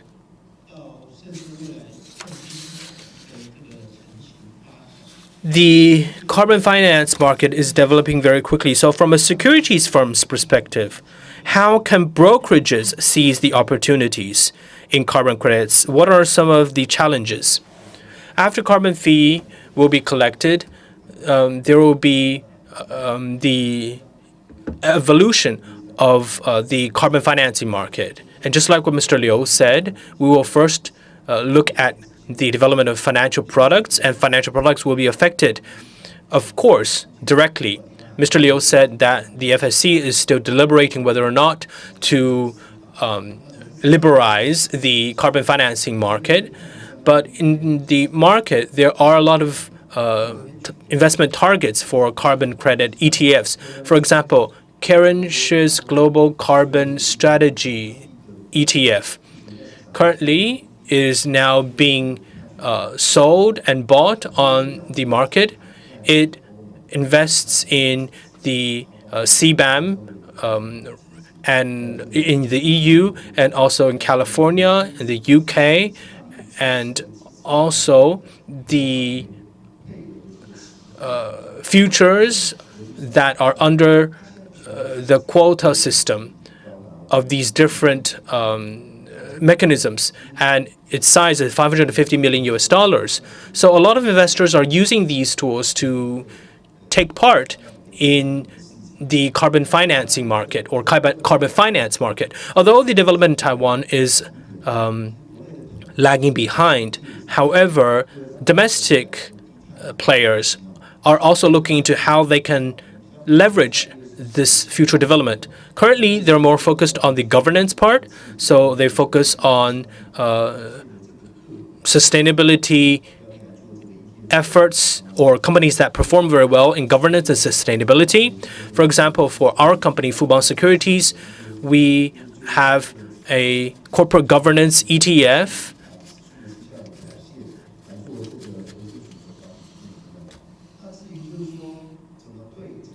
As for how we can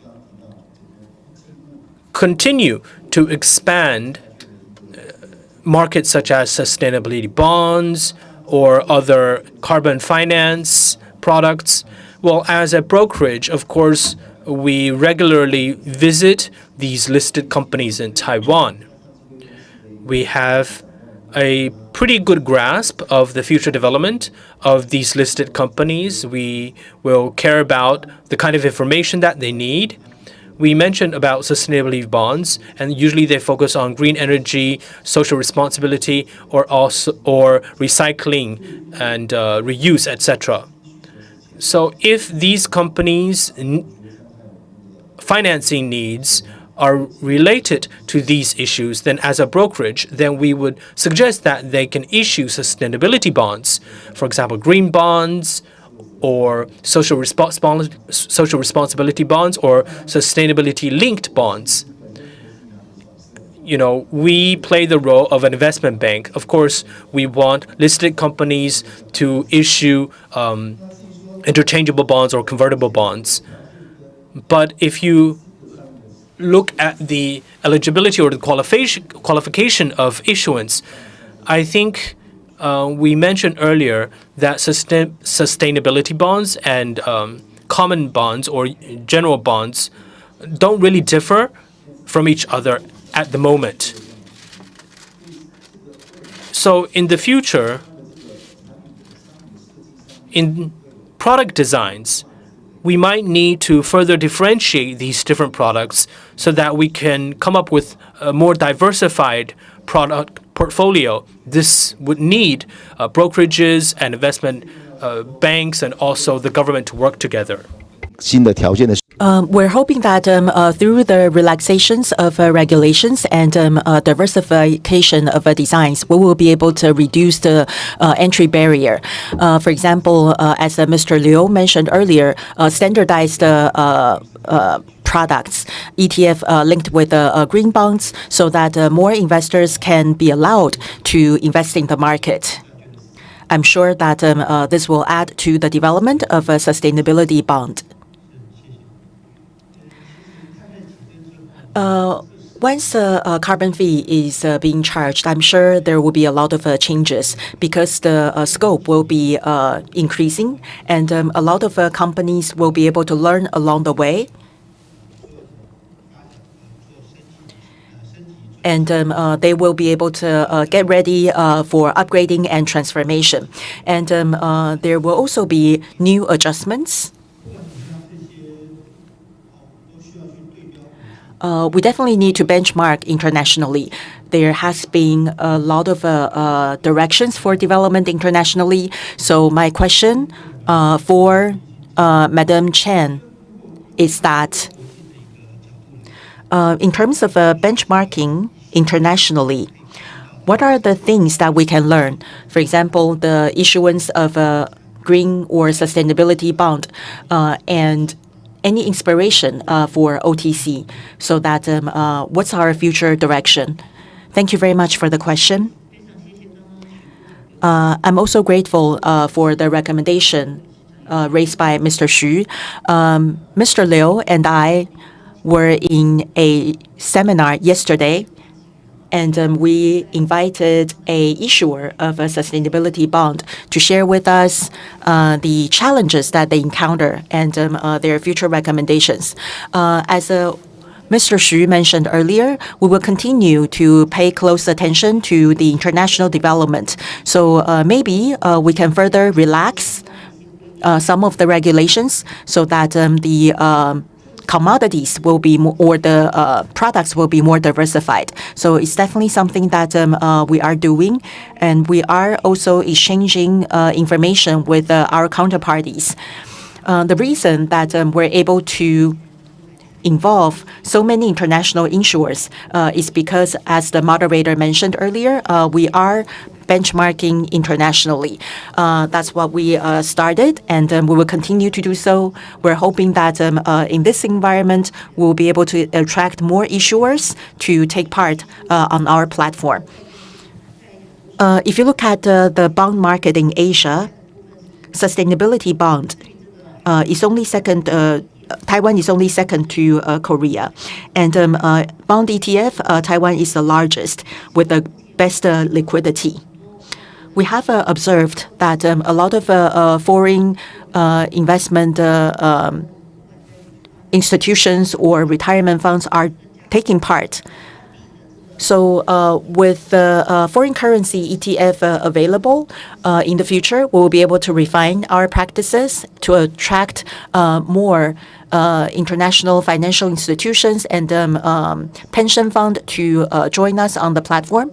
I'm sure that it'll be very helpful for the refinancing of companies. And regarding ETF, as Mr. Liu shared earlier, the regulator for ESG, if you're going to issue ETF, there's pretty stringent requirement, so I will not further elaborate. But actually, since 2021 till now, we have been following the ESG ETF. There's 7 issues with a couple of them issuing 7 ESG ETFs.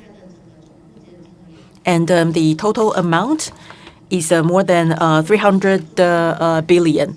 And for the emerging bond ETF, which is focused on low carbon initiatives, it also echoes with the EDGA database and the data of carbon emission per capita to allocate its portfolio to guide its fund to low emission countries. And we also pay closer attention to ESG and then sustainability.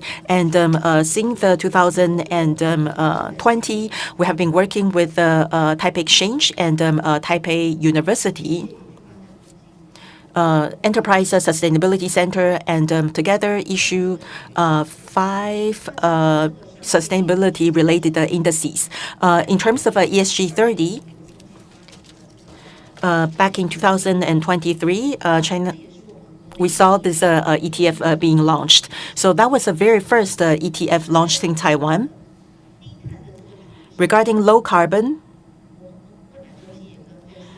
we work with FESET using intelligent model to have a T-FESET index. And we had a ETN being issued. And recently, we have been working with a lot of international indices, such as ICE. We have signed a MOU, and currently we are also looking into other initiatives. We're hoping that through these partnerships, we'll be able to help our investment and trust organizations to issue low-carbon product. Whether it's a stock or bond or a multi-asset ETF, we're hoping that we'll be able to provide investors with more options. Thank you. Mr. Liu, you talked about ESG 2.0. While we're developing ESG, including carbon fee or carbon financing, within Taiwan, or under this legal framework of Taiwan, anything that needs to be improved? And SICA, what is the role of a SICA to facilitate the development? Thank you very much. Regarding carbon fee, 3 years ago, my team has already done some analysis regarding financial impact. We did some stress test. And we know it's 100 per ton, and environmental groups would like to have 500 per ton. But 300 is not because 100 plus 500 divided by 2. 300 is the result referring to international standards.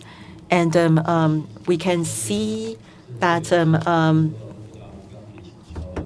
for China Steel, the carbon fee could be as high as 6 billion, which is bigger than the impact of the financial status in the recent 2 years.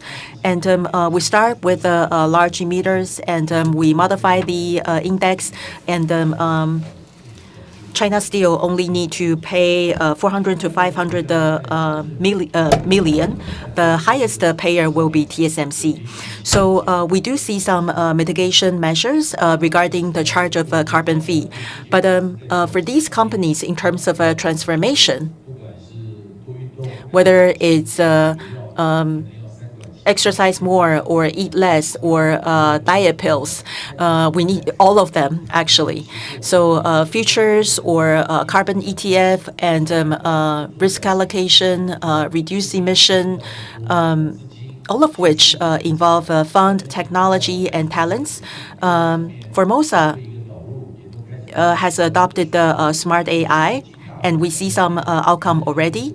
TSMC, who is already in the supply chain for Apple, is committed to carbon neutral. So in terms of assessment benchmark, it's not always smooth. As Madam Chen mentioned earlier, whether it's ESG or low carbon or stock or ETF.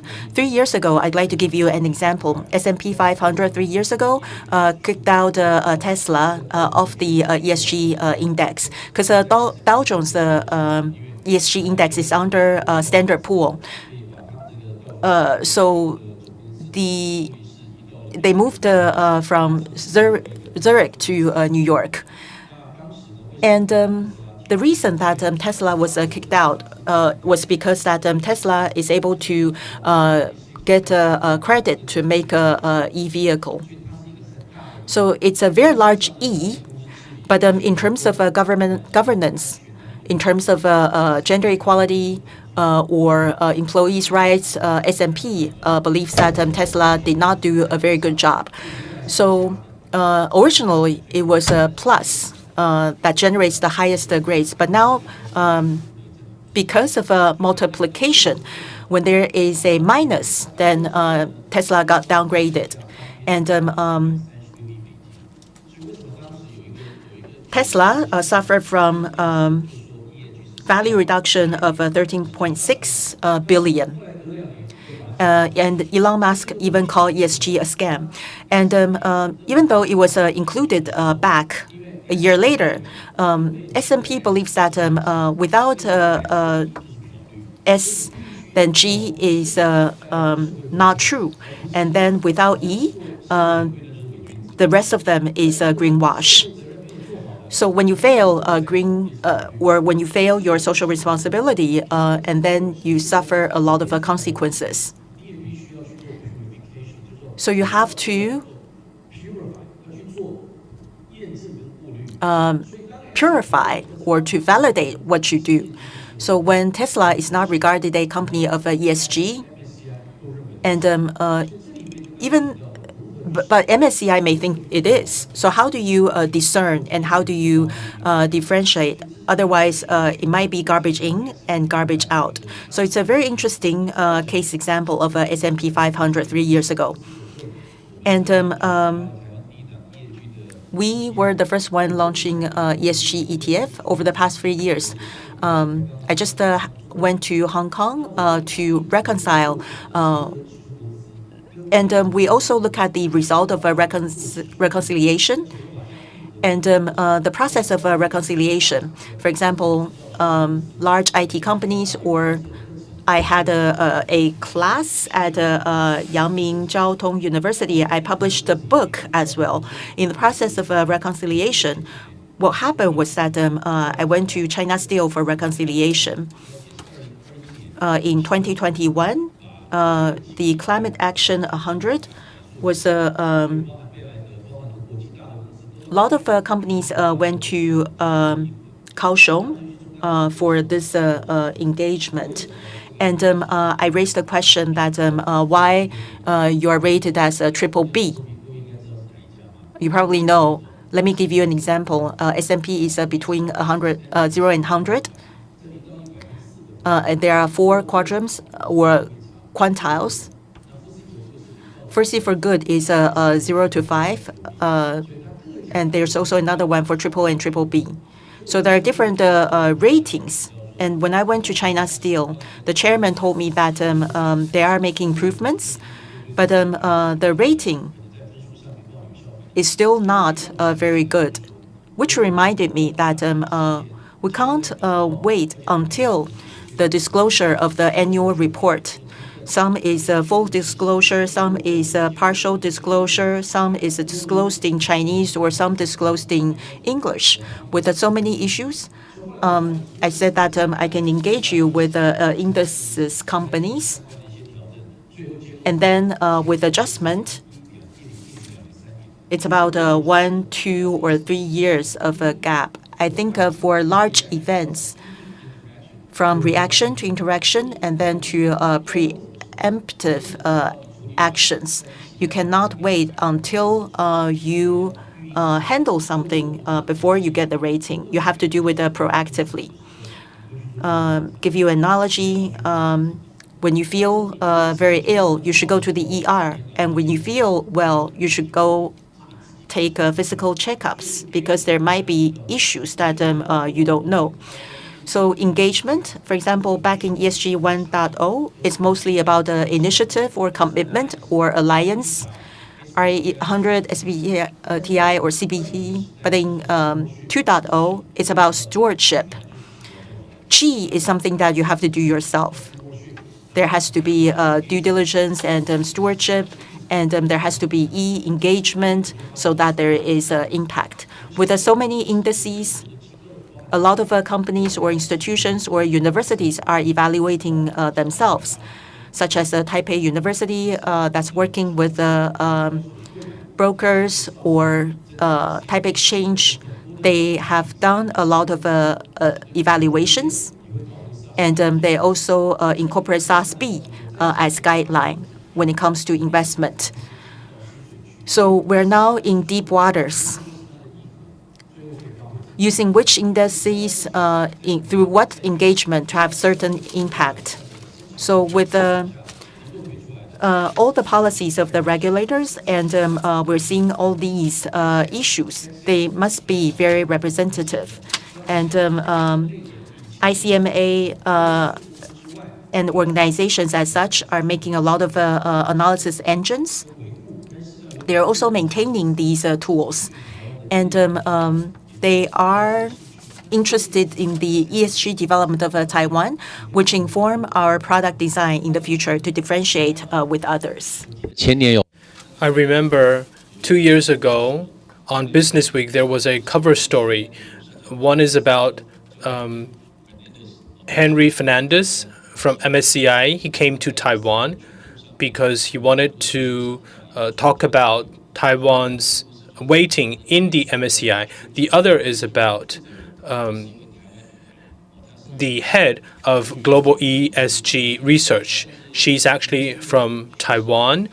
She received her PhD from Harvard University. So this means MSCI, S&P, FTSE, or Morningstar, all of these companies are very, very interested in Taiwan's ESG performance. And many of Taiwan's listed companies are constituents of these ESG indices.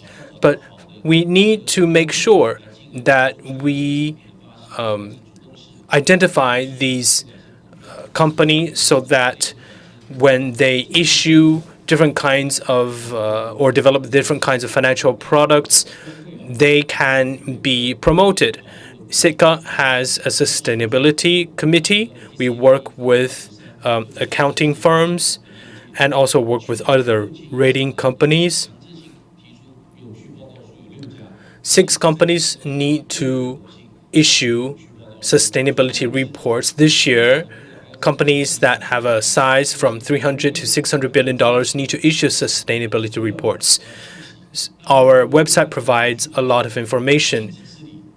If you have any information, any interest in our company's sustainability report, feel free to consult us as well. Thank you. My last question is for Mr. Xu. Fubon Securities is a general purpose brokerage. So how do you evaluate companies' ESG performance? Is ETS more important or ESG? Thank you for your question. If we look back in the history of ESG, green finance projects need to first comply with green finance criteria. So cement, fertilizer, chemicals, energy, these are high emitters, and usually they cannot be supported by financial institutions. In Asia, these high emitters actually account for almost 40% of these economies. So low carbon transition is especially challenging for Asian economies. However, this is actually when we need a climate financing environment to assist these companies transform. So the regulator and the Taipei Exchange continue to encourage companies in the financial sector, for example, banks and insurance companies, to engage these companies. As for securities brokerages, is it possible for us to offer better market valuations for low-carbon companies?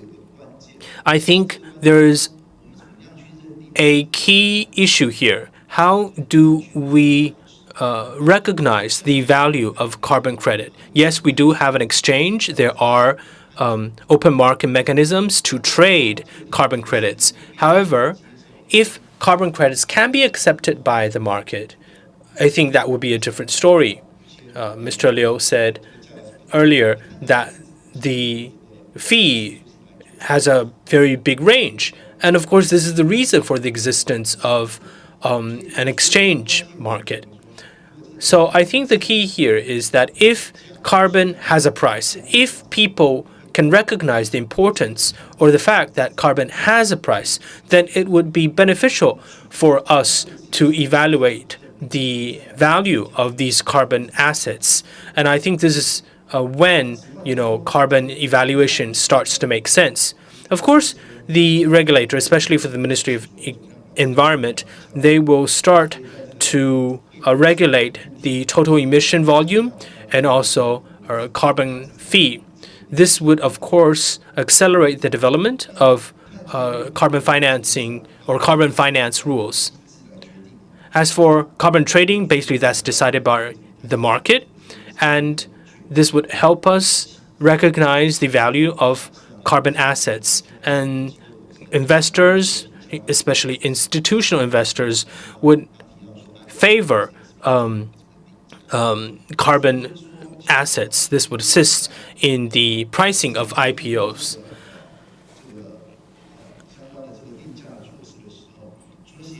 In addition to assisting these low-carbon companies to raise capital in the market, for listed companies, we mentioned earlier that we continue to try and use green financing tools.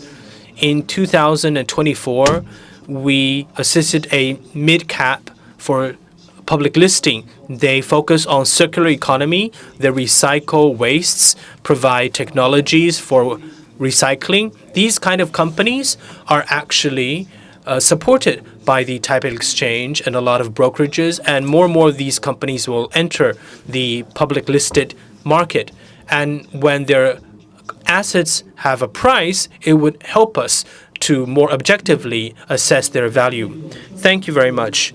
I interviewed Dr. Peng Qiming, the Minister of Environment, and actually many companies are really concerned about the cost incurred from carbon reduction efforts, because we want to internalize these costs. In the past, a lot of these are external costs, and it's shouldered by the entire population. But now, these companies need to treat their wastewater, they need to capture carbon emissions, etc.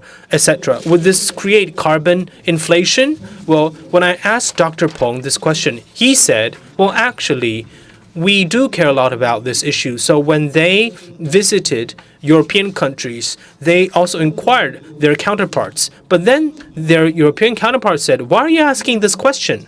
Because this is what we have to do. So you don't even need to, heed whether or not this would be a cost, because this is your social responsibility. So I think this kind of concept is very, very important. This mindset is critical. Companies need to know that this is the most important direction in the future. Starting next year, carbon fees will be collected. And in this process, yes, we need to allow stakeholders to have a way to make money. The market is the invisible hand. It will push this industry forward. I think this is a very timely event. I hope that everybody has learned something from our discussions. Thank you very much. Thank you to our moderator and all three of our distinguished guests for an insightful and thought-provoking discussion. Today's forum marks the launch of Taiwan's carbon-free era is not only a policy milestone, it's the starting point of Taiwan's economic transformation. We're witnessing a profound shift toward green finance. This is a collective effort that involves every industry, every business leader, and every citizen of Taiwan. Let's move forward together. My name is Sunny Wan. Thank you for joining us. We look forward to seeing you.